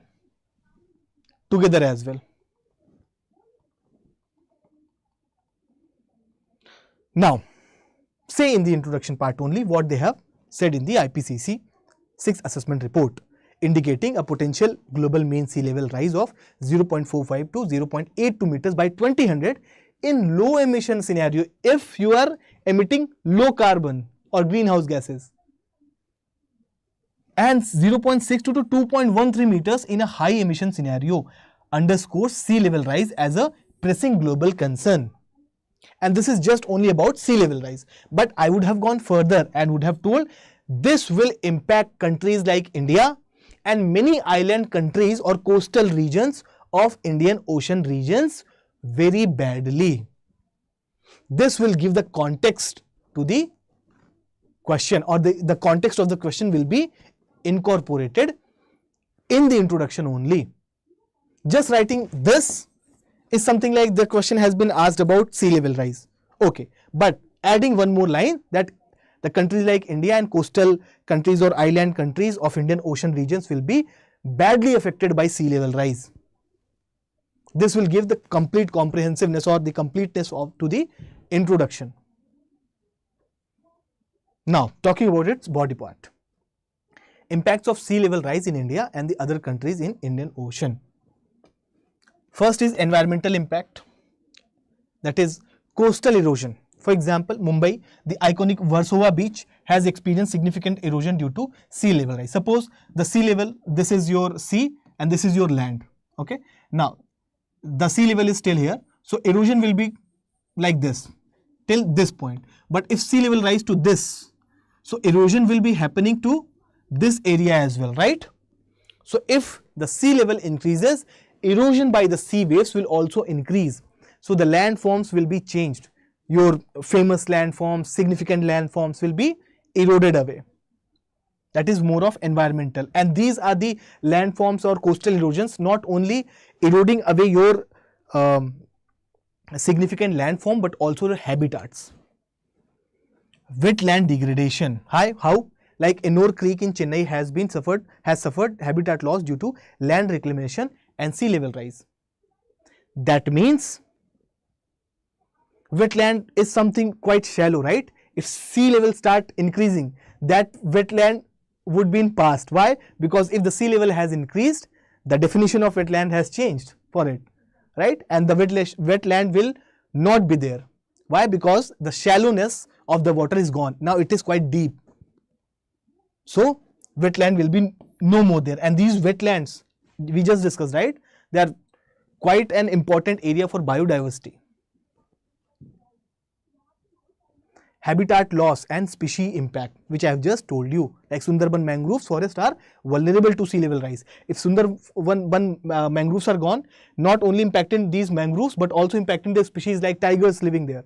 Saltwater intrusion, example, Chennai groundwater sources are at risk of contamination.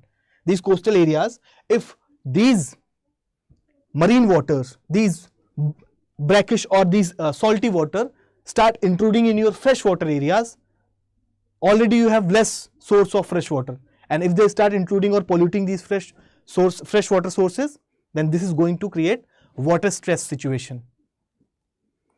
Coral bleaching. Coral reefs in the Andaman Nicobar Islands are threatened by bleaching due to warmer waters and sea level rise. If sea levels start rising, these the penetration of sunlight is up to around 200 meters, right? And the sea level start rising, the deeper coral reefs will start dying. They will start, bleaching. That is coral bleaching. Zooxanthellae will start separating from coral polyps. Now, there are some economic impacts as well, like property damage and infrastructure. That is quite easy to understand. You can give some data also. And if that is increasing, you will increase infrastructure maintenance cost, because you will realize, okay, sea level is coming up, so you will make new walls, new infrastructure, new dam types of things. And that will also consume your capital. And also loss of productivity and livelihoods. How? Like Bangladesh, sea level rise has increased salinity and have affected rice and shrimp farming. Because these shrimp farming are, basically done in the areas of brackish region. And they are also one of the major causes for mangrove depletion. If you can read about it, shrimp farming and mangrove depletion, just read about it later. Might have a question next year. So, the kind of coastal agriculture you have, the saline water is not going to help there as well. Now, there's some social impact like displacement. Yes, people will be displaced from these regions, be it island or coastal regions. They will come onto the higher ground. So, lot of conflict because of that migration as well. And relocation, you have to relocate, like Maldives is already doing the planning for that. Political impact, submergence of small island countries. See, their existence is in danger. Their existence is in danger. So, there will be a lot of problem, right? Where would they go? Countries like India will always face the problem of refugees or refugees intrusion. Then maritime disputes, because you have marked some islands or some coastal areas. You have taken this as a baseline. If they start submerging, they won't remain as the baseline. So baseline will change, your exclusive economic zone, your contiguous zone, your territorial zone, everything will be changed, and this will lead to more disputes, might lead to war, might lead to geopolitical tension as well. Geopolitical tension as well. Now, just these are the problems. So you can, the measures or the solution has not been asked, but you can always mention a few of them. If you cannot mention all of them, even if you mention 2 or 3 of them, that is fine. Okay, that is quite good, that is quite fine. Okay, now coming on to the conclusion. A comprehensive approach to coastal protection and resilience, encompassing innovative infrastructure, beach nourishment and restoration, nature-based solutions, sustainable planning, international cooperation, public awareness, is crucial to address the growing threat of sea level rise. They have included all of it in the one conclusion only. So even if you miss one or 2 points here, that is fine. This is quite a good conclusion.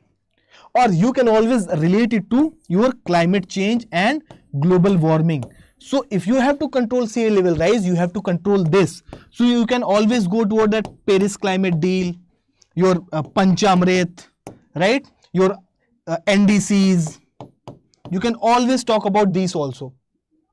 You can always talk about SDGs, Sustainable Development Goals, life below water, life over land, SDGs 14, 15 and all. So you have lot of things to write in your conclusion and introduction as well. Okay, so that's it from my side. I hope you liked it. I hope you understand what I tried to convey. So if you have any question, you have 1 minute, you can ask. Then I'll leave. Next faculty will come and discuss the remaining question as well. So if you have any doubt, you can please ask. Okay, I'm here for a minute. You can ask.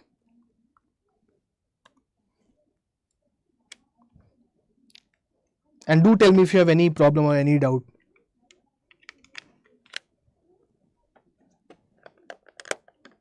Everyone, like Priyanka, Suresh, Jagdish.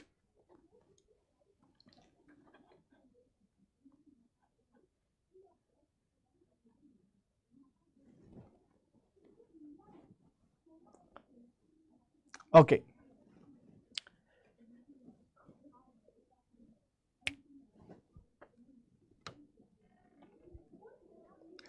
So I'll leave you here. I hope you understood the concept, the questions and its discussion comprehensively. I'm here. Next faculty is here, so he'll join me and till he starts its discussion, I'll be here. If you have any doubt, you can type it down and I will try to answer it. Okay, bye bye, take care, God bless you. Keep preparing and keep your spirits high. All the best, good luck, bye bye.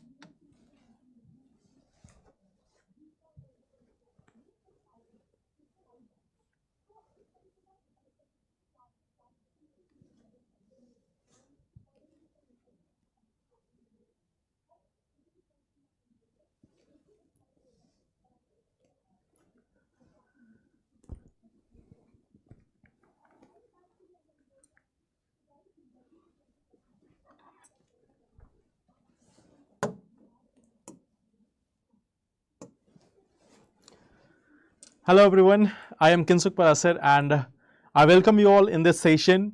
So we have been discussing the questions of UPSC GS paper 3 and so far you have seen the questions of economy, environment and disaster management.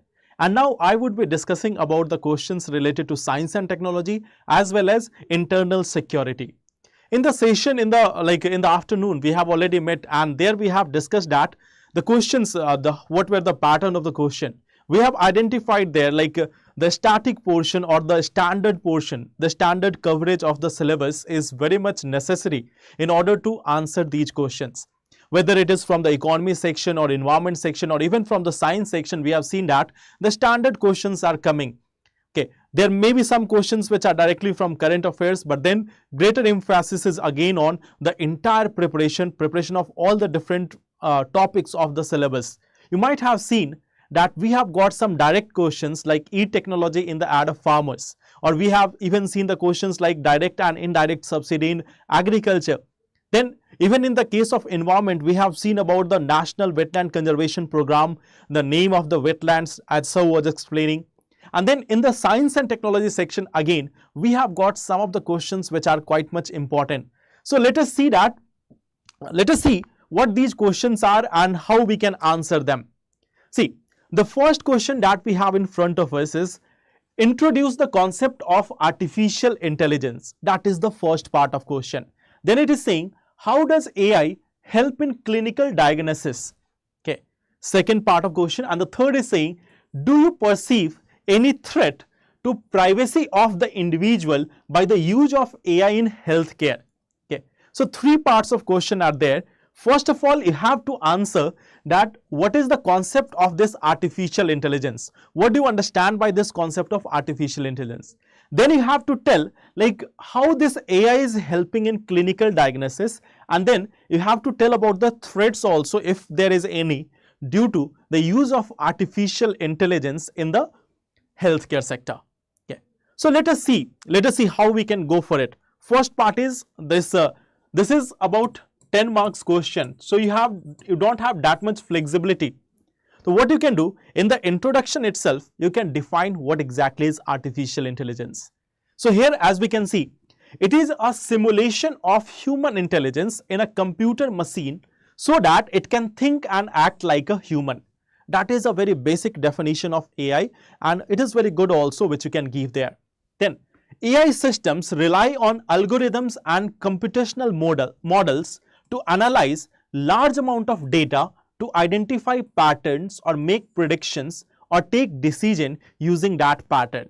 Okay, so two things are very much important. First of all, what exactly is AI? So AI is a simulation of human intelligence. And second thing, how it is possible?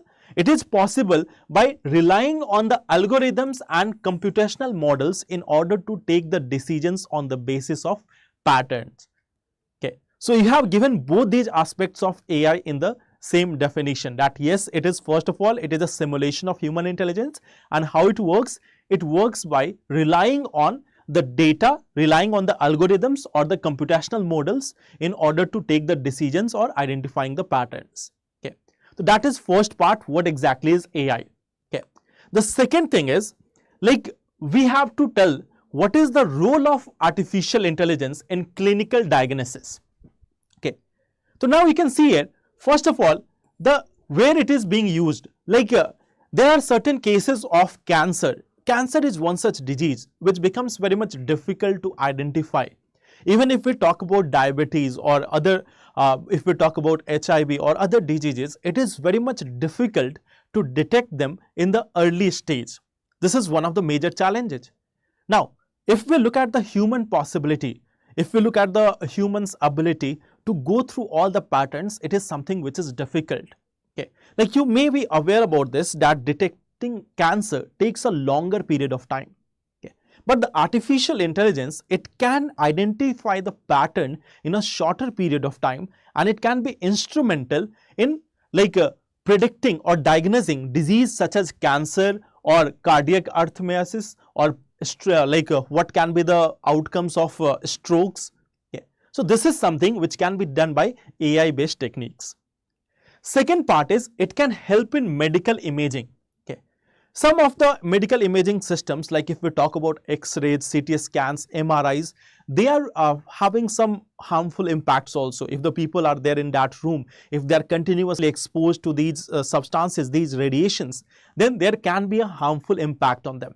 But the AI-based systems can do the precision diagnosis, and at the same time, the human exposure will be reduced. Okay, so it can be providing the assistance.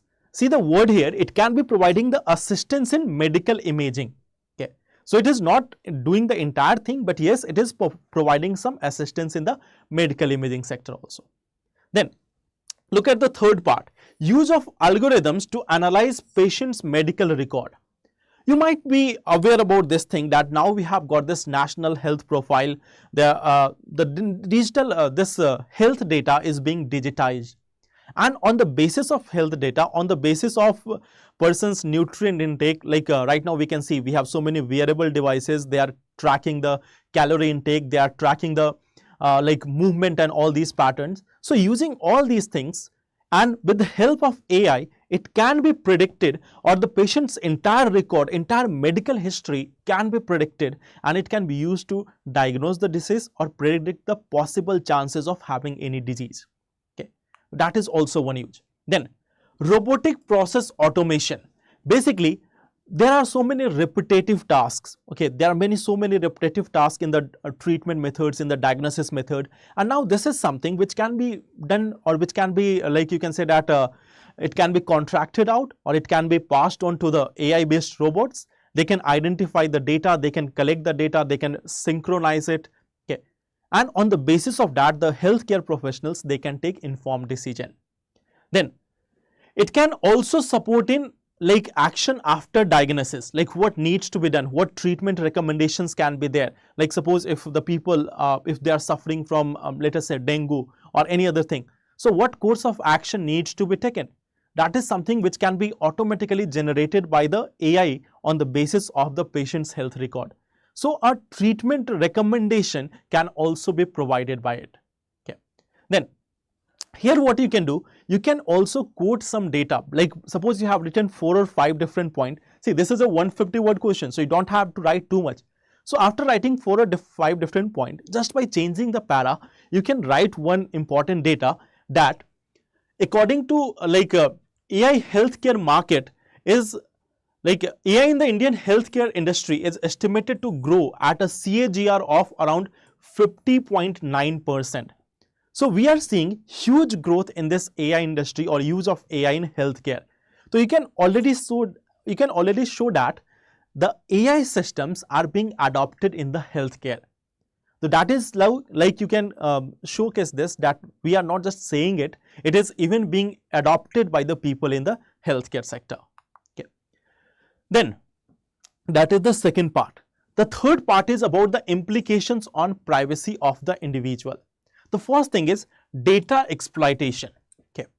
Now we are collecting huge amount of data. In the case of healthcare system also, we are collecting huge amount of data, and whenever the data is collected and stored online, there are chances of data breach and unauthorized access. Now this is where one of the major challenges.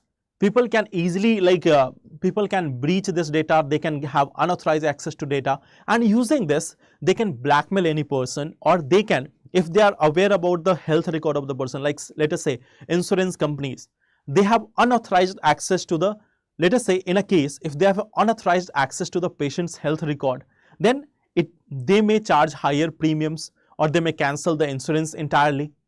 So this is one of the possible chances that it can breach the privacy of the individuals. Okay.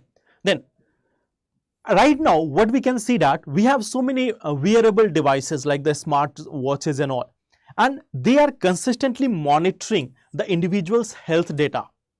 Now this data is something which is in the hands of large tech companies, and even one more thing.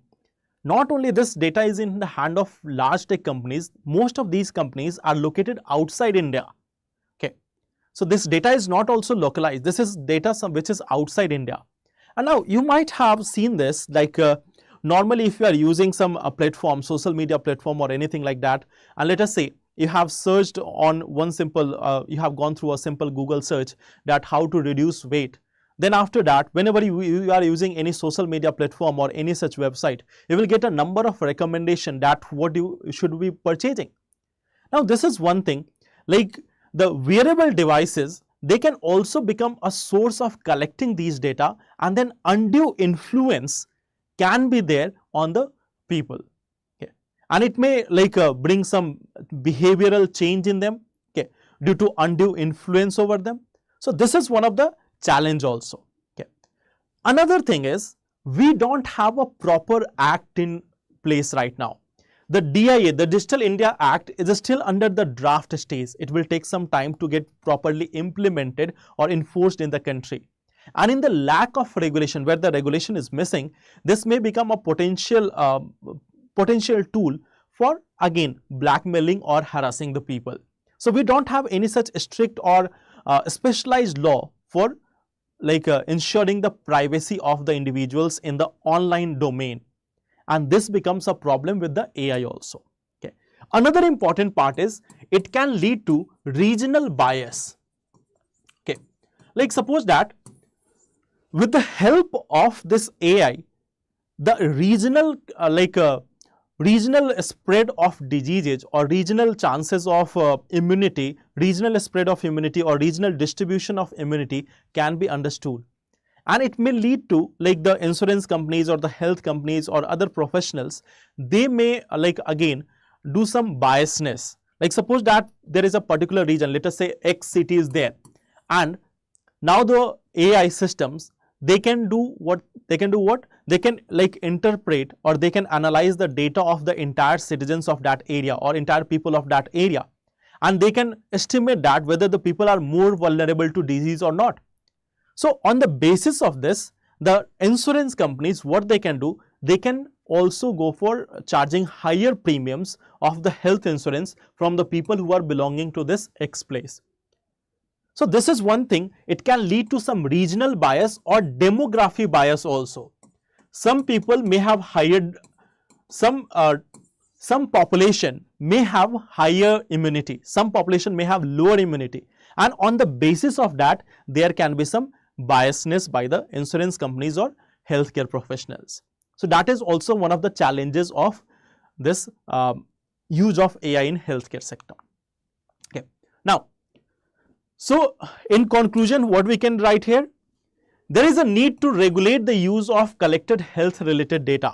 To achieve this, ICMR, that is Indian Council of Medical Research, has also released the ethical guidelines for application of AI in biomedical research and healthcare, which outlines 10 key patent-centric ethical principles for artificial intelligence application in health sector.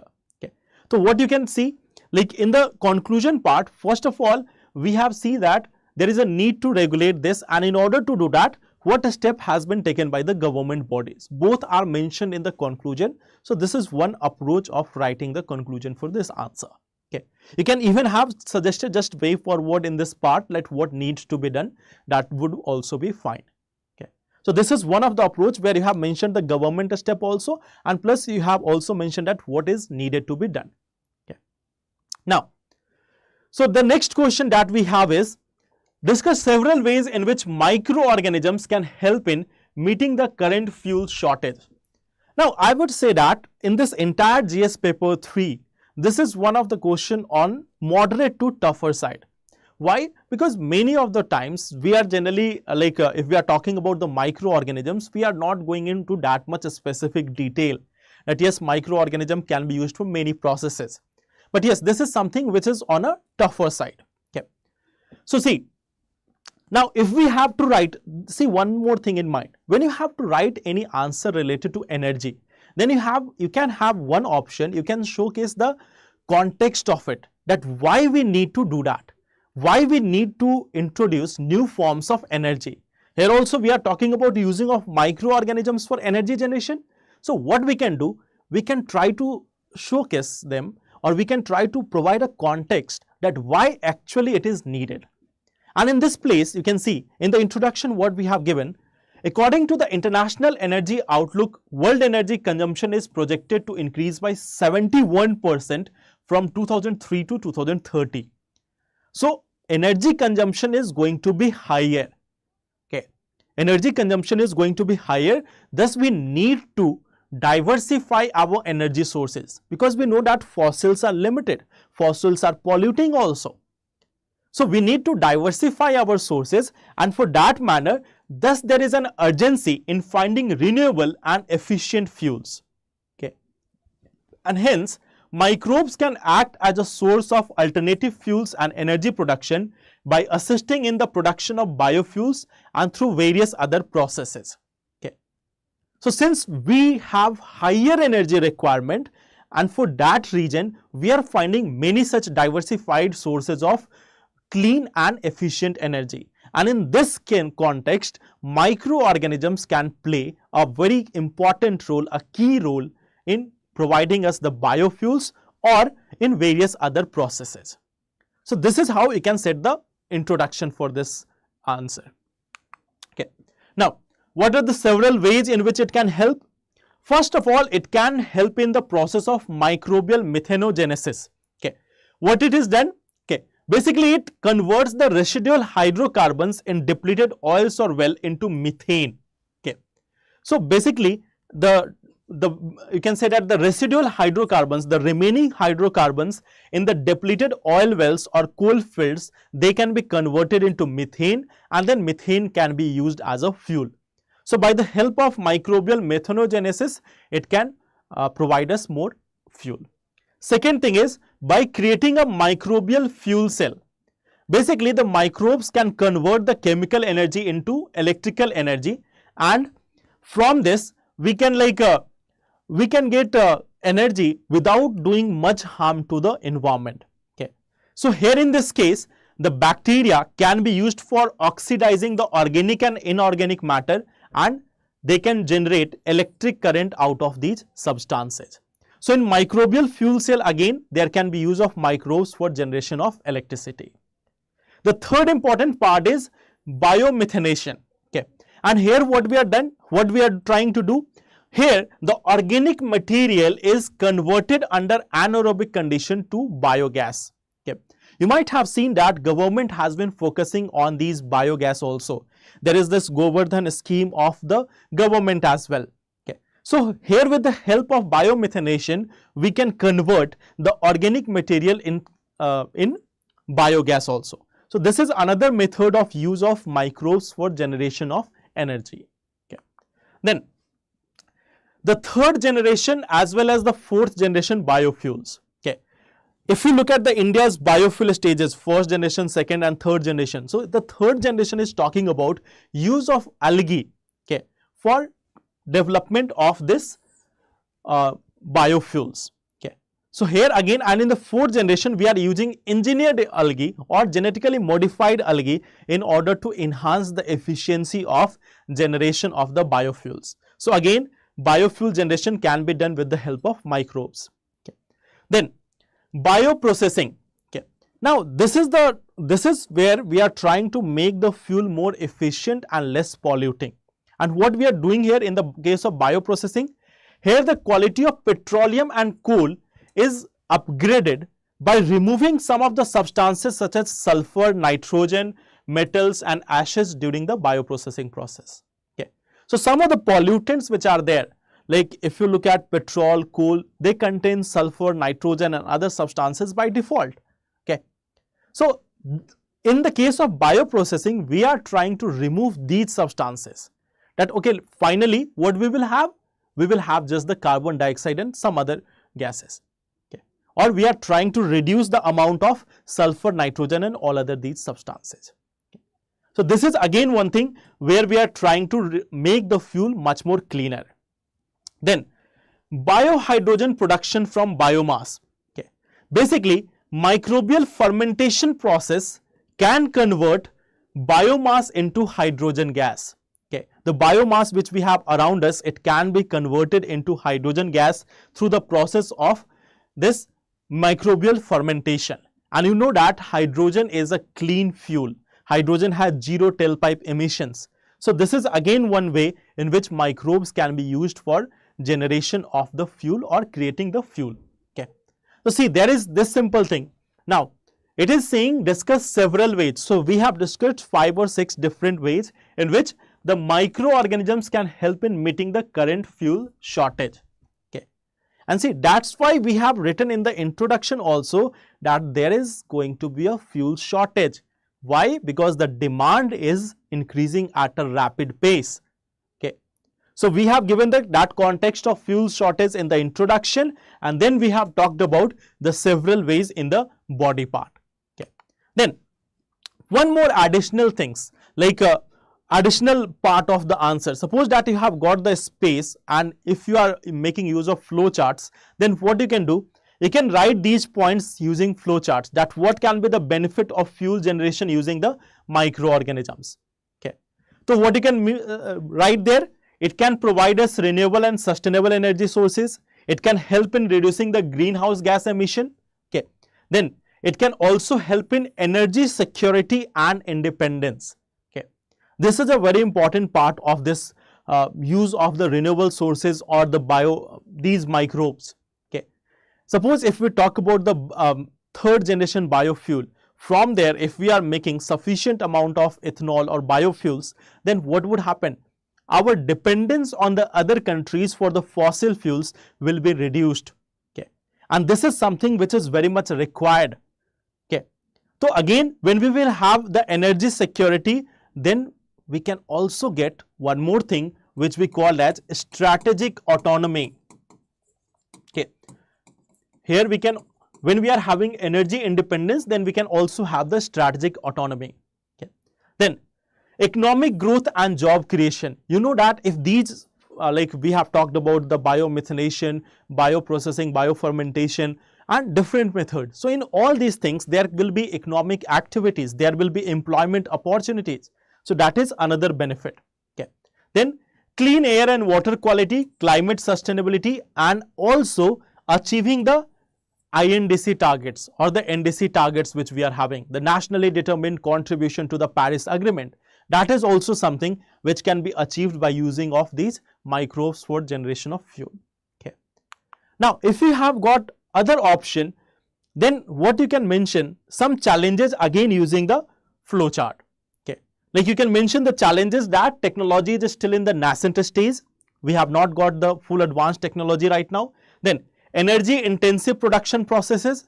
In the production of these, in the production of the biofuels or other things, there is more demand of the energy or more demand of the land also, that becomes a problem. Okay. Then high cost of production. Right now, since we are not having that technology, then the cost of production is also high, or since the technology is in nascent stage, so production cost is also higher. Okay. Now, so what we can finally write in conclusion?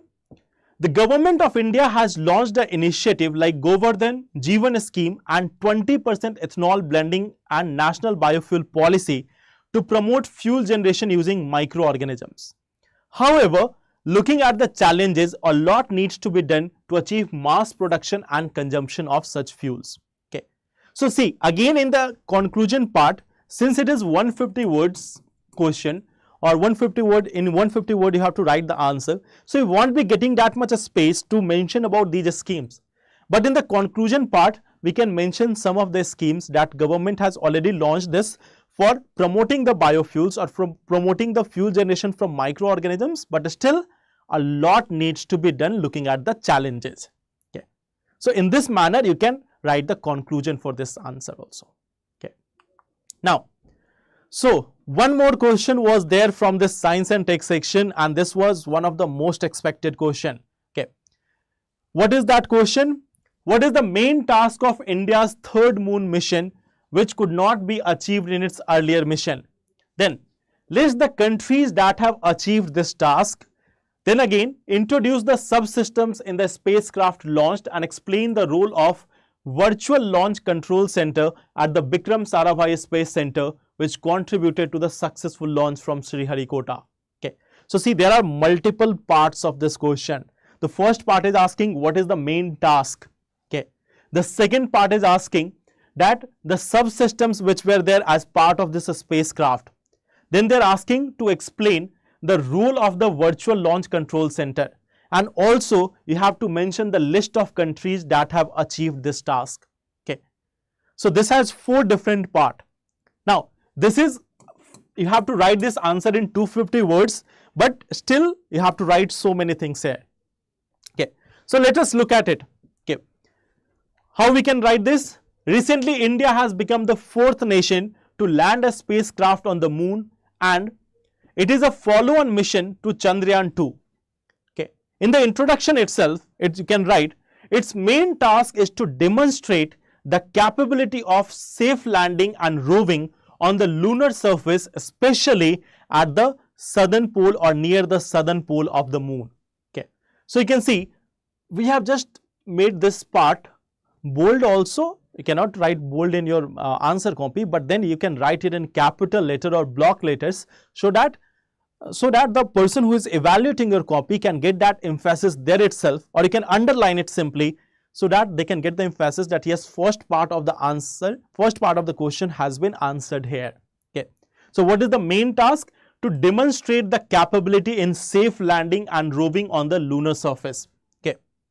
Then it has also an objective of developing and demonstrating new technologies required for interplanetary missions. Okay. So that is also, like, after writing the introduction, you can mention this part as well. Okay. Then it consists of lander Vikram and rover Pragyan. So that are the two main components of this mission. Okay. Now the second part was asking, the second part of the question is asking the countries who have achieved this task. Okay. So countries like Russia is there, like it has this Luna 2 in 1966. It was hard land but managed to soft land Luna 9 in 1966. Okay. Then 1969 we have got United States. They have gone for Apollo 11, where there was soft landing with Neil Armstrong and Buzz Aldrin. Okay. Then 2013 China has also done it. Okay. Chang 3 soft landed with rover Yutu. Okay. And then there is also Chang 4, which is first which landed on dark or far side of the moon in 2019. Then in 2023, we have got Chandrayaan 3, which has soft landed in the moon in 2023 with Pragyan rover near the south pole of the moon. Okay. So these are the 4 countries that have successfully landed or successfully have a soft landing on the surface of moon. Okay. So that was the second part of the question. Okay. Then what was the third part? Introduce the subsystems. Now you have to just tell them briefly. You don't have to go into the technical detail of it. You can simply introduce them. That is what is being demanded here. Okay. So first, there was a propulsion module. Okay. And what was that? Shape. What is the aim of it? For future discoveries of smaller planets to find out exoplanets in habitable zones like Earth. Okay. So that was propulsion module. Okay. Then Vikram lander. It was having some of the components like Rambha. What was the use of it? To measure the near surface plasma density and its changes with time. Then Chest was also there. What was the role of it? To carry out the measurement of the thermal properties of the lunar surface near the pole region. Okay. And ILSA and LRA were also there. What is the role of ILSA? To measure seismicity around the landing site and also to delineate the structure of moon crust and mantle. And then LRA was there. It was a passive experiment system to understand the moon system. Okay. So just give them in brief. Now when you were going through this Chandrayaan mission 3, I think at least some of it you might have already seen. Like you might have seen about Rambha, you might have seen about Chest, you might have seen about ILSA. Okay. So there were some of the very common things which you have already seen during the Chandrayaan mission. Okay. Then because this was something which was even announced, if you have looked at that soft landing of the Vikram lander, okay, during that time also it was being announced continuously that Rambha is there, Chest is there, ILSA is there on board with this Vikram lander. Okay. So they were frequently being announced, and that is something which is expected to be understood, expected to be remembered. Okay. Then Pragyan rover, basically it has got 2 components. LIBS is there. It has to derive the chemical composition of the moon surface, and then APX is there to elemental composition of lunar soil. Now even if you don't know about these 2, you would have simply mentioned that Pragyan rover is there and its role is to derive the chemical composition of the moon surface and the elemental composition of the moon surface. Okay. So it was there to study about the elemental composition and chemical composition of the lunar surface. That is something you can easily mention. Okay. So see this, when you don't know about this 2, LIBS and APX, at least you know that what is the role of Pragyan rover. So even if you have simply noted about that, it would have been sufficient. Okay. Now that was the third part. Okay. Then the fourth part was the role of virtual launch control center. Okay.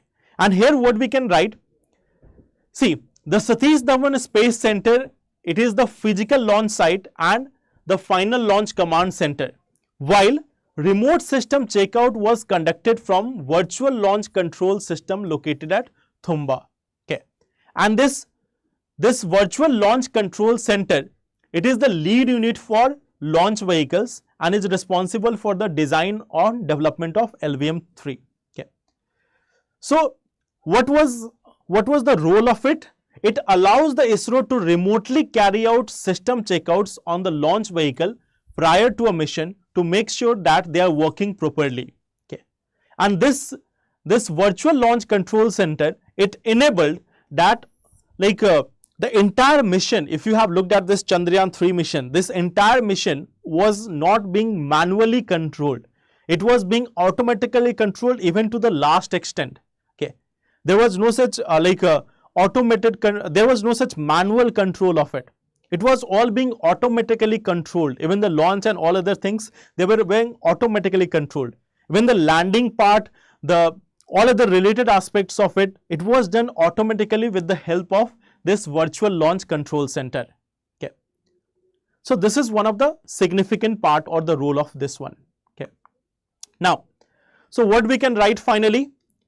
The success of the Chandrayaan-3 mission represents India's space technology advancement and ISRO's capabilities. Okay, so that is just giving a summary of what we have achieved.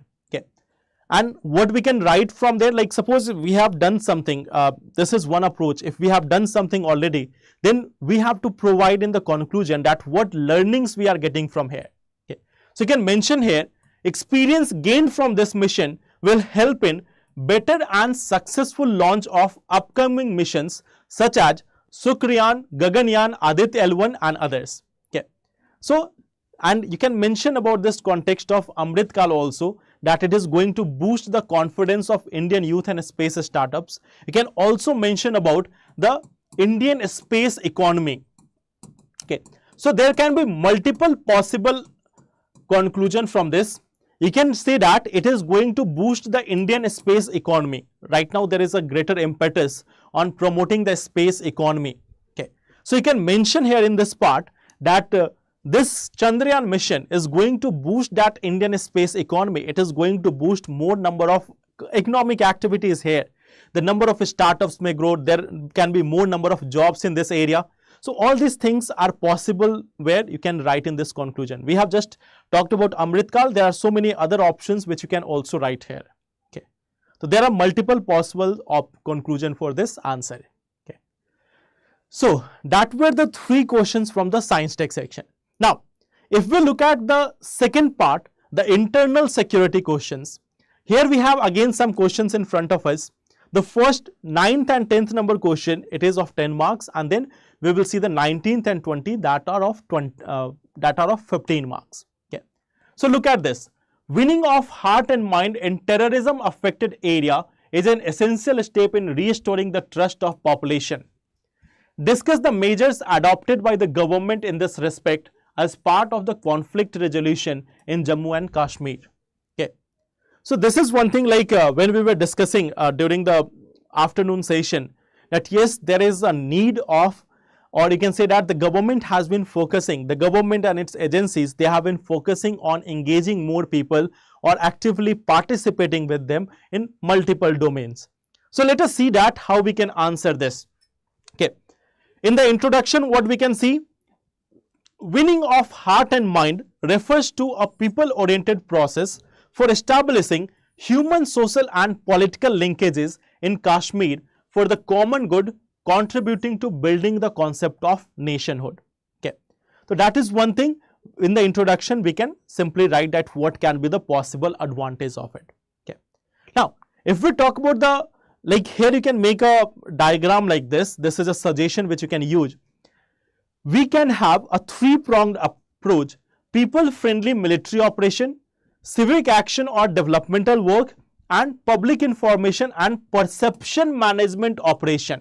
Okay, because information to the people is also important.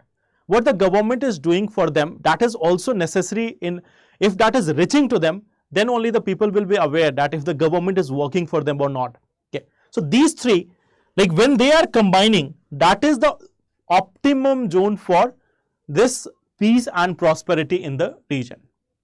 Okay, now So see, this in this tabular form also you could have answered this question. What are the concerns? There is one concern of historical deprivation in Jammu and Kashmir region, that people of this area, they didn't have the access to the same level of development, same level of employment opportunities and other benefits as is provided in other part of the country. So historical deprivation has been there, and in order to curb that historical deprivation, what the government has done, it has abrogated the Article 370 and the integration with the Union of India has been completed. Okay. Then continuing militancy. In this Jammu and Kashmir region, there has been continuing of militancy due to external support on non-state actors. And in order to do that, we have got a project Sadbhavna. Basically, here the Indian Army is helping the youth in shaping their dream. It is helping the youth that they should not be misled by the militants. Rather than that, they should realize their own dreams, they should shape their dream, and that is under the project Sadbhavna. Okay. Then implementation of laws such as the APSPA and others, they have led to human right abuse as alleged by many people. Okay. Now in order to like manage this, what the government has done, okay, recently there was announcement by Defense Minister that APSPA will go once permanent peace returns of Jammu and Kashmir.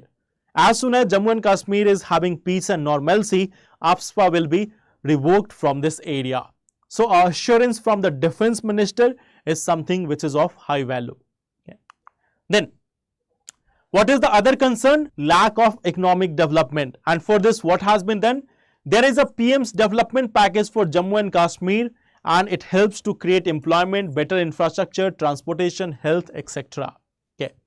Then political alienation has also been there, but now it is moving towards election with, after this delimitation process, it is now moving towards election also. See, some measures which you can mention, or some of the examples which you can mention, we have got Project Himayat, and it is basically capacity building and employment of the youth. Then we have got the Project Umeed for the empowerment of women in Jammu and Kashmir region. Then we can see that in the recent times there has been a lot of impetus on infrastructure creation in this area. Like you can talk about the Jawahar Tunnel, you can talk about the Chenab Bridge.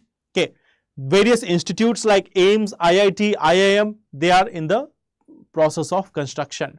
Okay, then new rail links has also been established. Like we have got Udhampur, Srinagar, Baramulla rail link project that is going on. Okay. Then we have also seen that around 94 Khelo India centers has been established in Jammu and Kashmir, and that is like 10% of the total such centers in the entire country. Okay.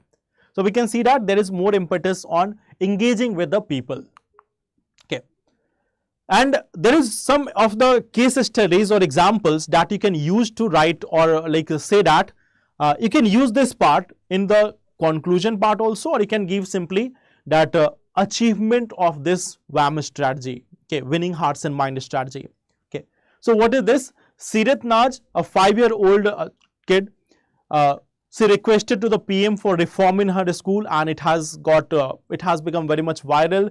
It was even like the schools were reformed. So that is one thing, that the people are trying to engage with the political leader directly.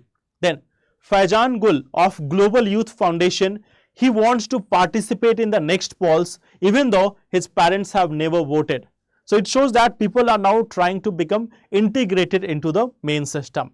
Then Kashmiri footballer Majid Khan, he has left the LAT, and Indian Army has even not pressed charges against him. Okay. So the army is also trying to bring the youth into the mainstream. Okay. So that is also some of the strategies for winning hearts and mind of the people. Okay. So what we can finally write in conclusion? A comprehensive approach to fight insurgency with a greater focus on WAM is crucial for building lasting peace and stability in the region. Okay. So in simple manner, you can summarize your answer here. Okay. In the conclusion part, you could have included some of the examples as well. Okay. Now, the next question that we are having is, the use of unmanned air vehicles by our adversaries across the border to ferry arms, ammunition, drug is a serious threat to the internal security. Comment on the measures being taken to tackle this. Okay. So it is about the drones. While we were discussing in the mains residential programs, while we were discussing the current affairs, there also we have talked about this. I have also given some of the facts which were there, that how many drones and other things were coming, or how many drones have been sighted in the regions of western part of our country. So this is something which we have seen as part of the mains residential program also. Okay. And even the current affairs update. So see, the use of unmanned air vehicle or drones by our adversary state and non-state actors is posing a serious threat to India's security, internal security. Drones have been used to drop explosives at Jammu Air Force Station and have often been used to ferry arms and drugs across the LOC and international borders. Okay. You can see this data also, that in 2019, India reported 167 drone sightings. Okay. Then in 2022, there were seizures which were made in Punjab. Okay. There were 77 drone sightings in 2020. In 2021, police has also held 2 drone delivery systems of arms also. Okay. So there have been multiple such cases of this drone attacks, or you can say that use of drones for delivering the counterfeit currencies, for arms or ammunitions, for drugs and all. Okay. So you can also put some of the data here. Okay. Then what are the threats which are there? It can be used for targeting key assets like the government buildings which are there, the critical infrastructures which are there. Like we have the example of Jammu Air Base attack. It has been carried out with the help of drones. So that is one of the key part, like it is targeting the key assets here. Okay. Then non-kinetic operations, like where the drones are used to this smuggling of counterfeit currencies, drugs, arms, ammunition across the border. Okay. So that is also one thing, like in the Punch attack, drones were used to drop weapons and cash to the militants. Okay. Then narco-terrorism. You can see that in the parts of Punjab, it has quite intensified, where the smuggling of drugs is carried out with the help of drones across the border. Okay. Then espionage and surveillance. Basically, it is something which can be done by the malicious actors, like Pakistan is using it as a strategic tool to gain an advantage. Okay. It is helping the insurgents in various parts of the country. Okay. Then airspace violation.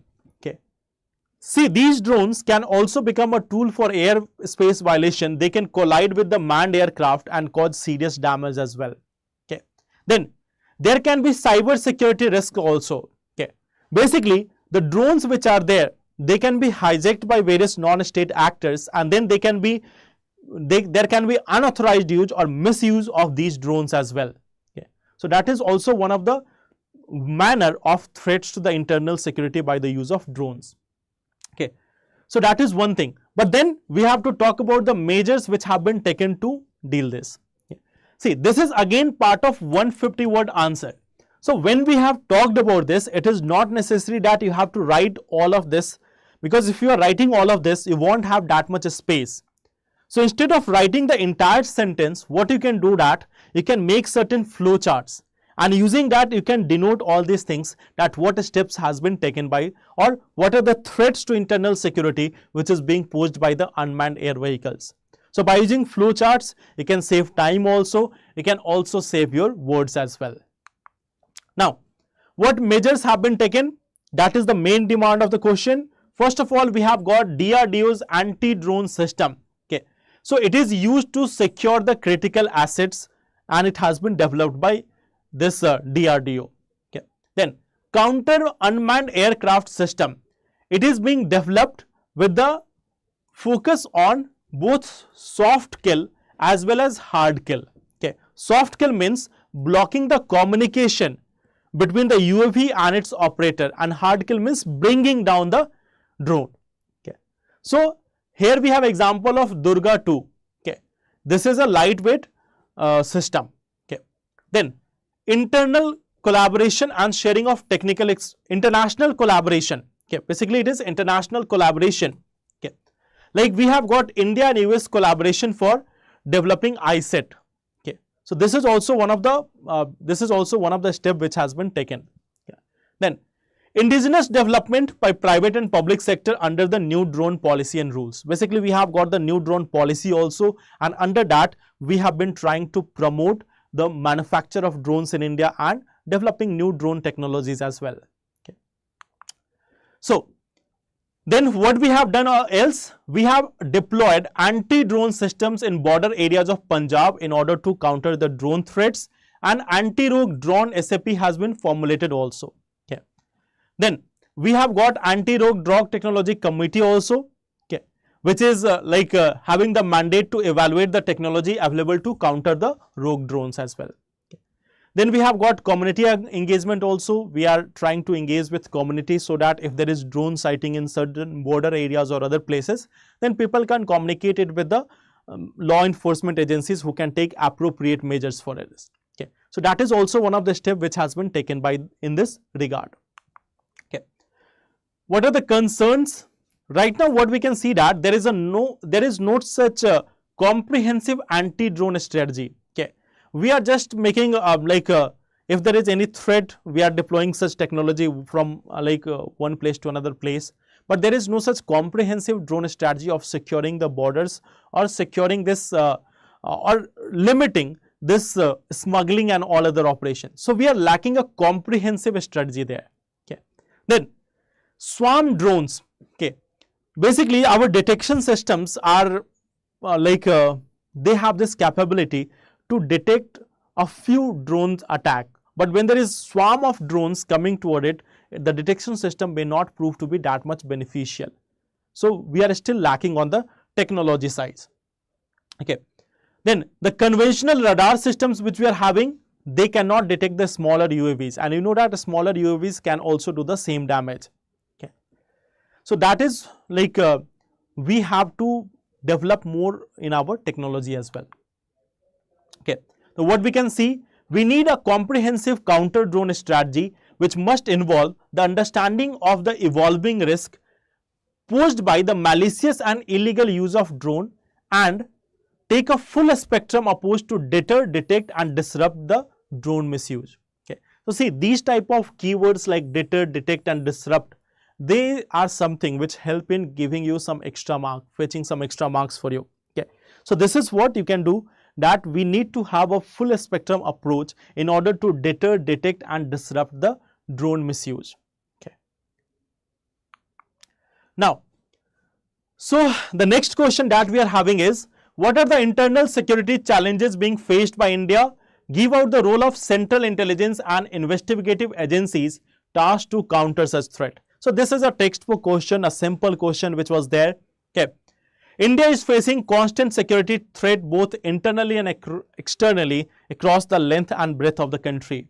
According to the World Internal Security and Police Index, India ranks 104 out of 127 countries due to a variety of internal security threats persisting in the nation. Okay. So this is one thing which you can do. Like for some of the, these are some basic questions, and in order to write the basic question, your answer must be better. Okay. So what we can do there, we can start with some of the facts, some of the data which is there. Like we have used the data of World Internal Security and Police Index. Okay. So as of that index, our rank is not very good. Okay. So this is how we can start the introduction for this question. Then, what are the internal security challenges? Some of traditional challenges are there. Like we can see left-wing extremism and Naxalism in various parts of the country like Chhattisgarh, Bihar, Jharkhand and Andhra Pradesh also. Okay. Insurgency in the northeast region, like we have seen Manipur, Nagaland, Mizoram and other parts. Okay. There has been demand of Nagalim and other regions in this area. So that is also a problem. Then militancy in Jammu and Kashmir region, that is also one of the major problems which we have been seeing, more due to external support, okay, to the non-state actors in the region. Then organized crime. Basically, we have huge prevalence of drug trafficking, arms smuggling due to our proximity to two of the main drug producing regions. They are the Golden Crescent and the Golden Triangle. Golden Triangle on the eastern side and Golden Crescent on the northwestern side. Due to proximity to these two, we have higher prevalence of drug trafficking across the border. Okay. Then illegal immigration and refugee crisis. You know that the neighborhood of India is also not very much peaceful, and from time to time there has been huge influx of migrants from the eastern as well as western side, and this is something which is again causing disruption. Okay. Then communal violence and religious fundamentalism. This is again something which is being fueled by the misuse of social media in the present times. Okay. So they are some of the traditional threats to internal security of India. Then some of the new forms are also there, like we have got money laundering. Okay. So we have got a number of hawala and shell companies who are working, they are laundering the money, and they are also being used for terror funding as well. Then maritime security, we have issues like piracy, smuggling and trafficking through the sea. You know that India is having the coastal areas or coastal borders on 3 of its sides, and due to that it is highly prone to piracy, smuggling and trafficking cases across the sea as well. Okay. Then cyber threats, they are the evolving terms, and basically according to the Global Information Safety Report, India has one of the highest cyber attacks. Okay. Recently, we can see that there was attack on the server of AIIMS Delhi in the last year. Okay. So we can see why we are having more attacks, because we are a country having huge economic development. We are also a country having huge population and huge internet users. So that makes us one of the major potential countries for cyber attacks as well. Okay. Then neo-terrorism, like lone wolf attacks, overground workers. Basically, you might see that with the undue influence of social media, now there are, and even the brainwashing which goes on, there is online training, online recruitment of these personnels by the non-state actors, and they are carrying lone wolf attacks from place to place. That has become much more, you can see, you might have seen the movies where you might have seen the terms like sleeper cells and all. Okay. So they become active when they are given some instructions, or they are whitewashed and then they carry out major attacks. Now the lone wolf attacks, they have been very much common in the cases like Europe and parts of US.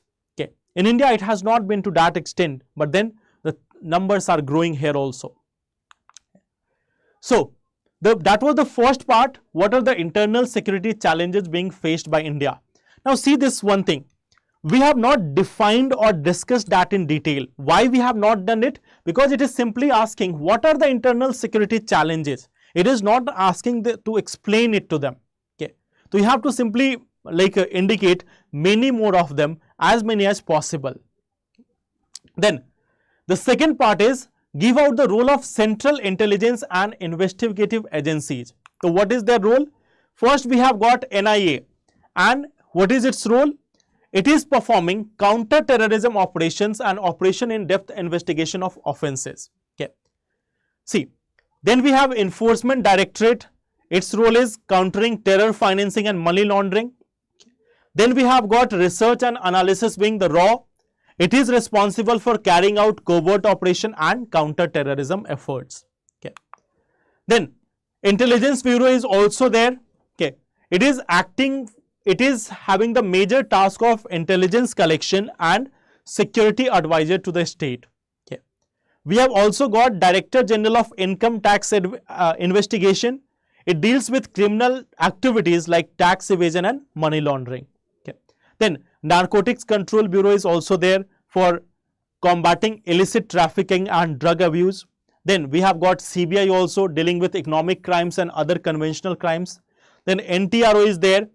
It includes the National Institute of Cryptology, Research and Development, which is first of its kind in India. Okay. So it is for analysis of the crimes throughout the country. Okay. So they are the various central agencies. Like again say, they are not asking about explaining it. Rather than that, they are asking you to just give the names and their functions. That is what is being expected from you. Now, internal security challenges, we have seen what are the traditional and non-traditional threats, and then we have seen a number of such agencies which are there, which is having the different roles in their domain. Okay. So what we can write here, to tackle the multidimensional nature of threats and security challenges, increased coordination between investigation and intelligence agencies is significant. Effective utilization of multi-agency center will help in ensuring such coordination and tackling security challenges effectively. Since this question is not asking whether they are successful or not, and so for that matter you don't have to go into the detail like whether they are successful or not, what are the challenges there in the working of the agencies, it is not being asked. Okay, they are asking you the traditional, they are asking you the internal security challenges. There you have written the traditional challenges, non-traditional challenges, and then they are asking you simply that the role of central agencies and investigative agencies tasked to counter such threats. Okay, so that is something which you have already done. Okay, now the last question, give out the major sources of terror funding in India and the efforts being made to curtail these sources. So first part contains two things. First, major sources of terror funding and the efforts being made to curtail this, and the keyword is give out, so you have to simply list them. Then in the light of this, also discuss the aim and objective of the No Money for Terror conference recently held at New Delhi in November 2022. So it is also having a current element. Okay. Now, how we can write the introduction? Terrorist activities in most cases require substantial financial support. In fact, terrorism finance or funding can be termed as the lifeblood of terrorism, a critical element to sustain operations related to terrorism. Now, keep one more thing in mind. If the same question was about insurgency, then also you might have put this point that the money is one of the major source for them as well. Okay, many of their activities are centered around money only. So this is a point which you can use for the terrorists as well as insurgents. Okay. Now, if we talk about the main body, it is asking about major sources. So first of all, illegal operations like drug trafficking, extortion, kidnapping, smuggling. These illegal operations or illegal crimes are being done in order to get money. The second part is supporters. These terrorist organizations, they have also get like they have been also brainwashing a lot of people, and from there and from those followers they have also been getting some support as well. Then charitable institutions. Okay, now you know that there are so many such organizations, there are so many such charity organizations who are getting so much funding, and then they are acting as a front for these terrorist organizations. They are collecting money from the people for in the name of charity, and then they are giving it to the terrorist organization. Okay. Then cartels and criminal networks. Basically, the drug trafficking, narcotic trades and other illicit, there is a like a linkage between the organized crimes and the terrorists also. Okay. The cartels which are there, the drug cartels which are there, the criminal networks which they are associated with each other. Okay, and they are providing funding to each other. Okay, like the terrorists, what they are doing, they are creating terror in order to create a suitable environment for the drug trafficking or smuggling across the border. Okay, they are trying to divert the security forces, and the drug trafficking or smuggling goes on. Whereas the drug traffickers or the smugglers, they provide the money to these terrorist organizations. Okay. Then counterfeiting, the counterfeiting of currencies or smuggling of legitimate currency, that is also one of the way. Then informal channels, okay, like hawala is being used to move funds discreetly, that is also one of the methods. Bulk cash smuggling, okay, large sum of money, like you know that huge amount of black money is also there in the country, across the world also, so that also becomes a major source of funding for them. Then use of the emerging technology, like we have got the cryptocurrencies, other virtual assets. We have seen that in the recent times there are so many games and other apps which are also providing for generation of these funds, okay, and even for planning and executing the terror activities. So these new platforms, these new virtual currencies, they have also become a source for funding of these organizations. Then what is the national effort? Okay, we have got a 5-pillared strategy against financing of terrorism. What are they? Cooperation, coordination and collaboration among all intelligence and investigative agencies. Okay, So the various investigative agencies, they are cooperating, coordinating and collaborating with each other to check these activities. Okay. Then we have this target of trace, target and terminate. We are tracing these terror funding, we are targeting them and terminating them. Then strengthening and harmonizing the legal structures. The legal financial institutions, they are also being strengthened and harmonized. Okay. Then mechanism to prevent the misuse of next generation technology like blockchain and others. You might have seen that recently we have got a 30% tax on the virtual assets as well, on the transactions of virtual asset as well. So that is also one of the method. Okay. Then we have got strengthening the legal and regulatory framework for asset recovery. So that is also something which we are doing. Okay. Then we have got the NIA. Okay, it is a federal agency for this purpose. We have also got act like Unlawful Activities Prevention Act. Okay, so anti-terror legislation, this is one such act which designates the individuals as terrorist. Then we have got NatGrid, which is providing information on terrorist and economic crimes. And then multi-agency center and subsidiary multi-agency centers have been established as well. Okay. Then the second part of the question, no money for terror conference. What was the aim and objective? First, enhance international cooperation. Okay, enhance international cooperation in countering terrorist financing. Second was sharing best practices and tools for detecting and preventing the terrorist financing. Promoting the development and implementation of robust policies and addressing emerging threats and evolving methods by the terrorist for financing. So you can see that even in this no money for terror finance, they are using the same goals. They are having the same goals that, like we can see, evolving methods, they are trying to tackle that. The robust policies and regulation, they are also trying to promote that. Best practices among the countries have to be shared. Then international cooperation has to be enhanced as well. Okay, so that was the objective of no money for terror conference. Okay, and finally, in conclusion, what we can see, to further efforts against terror financing, there is a need to enhance international cooperation, adapt to evolving financial technologies and strengthen legal frameworks. Okay, overall approach of beyond border cooperation is the basis of countering terror funding at global level. Okay, so terror funding is something which needs our approach for addressing it at global level. Okay, so they were the questions that we have seen. We have discussed all the 20 questions of GS paper 3. For all those who have written this year mains, all the best. You have the optionals next week, so prepare for it and all the best. Thank you very much, and let's meet for more such sessions. Thank you.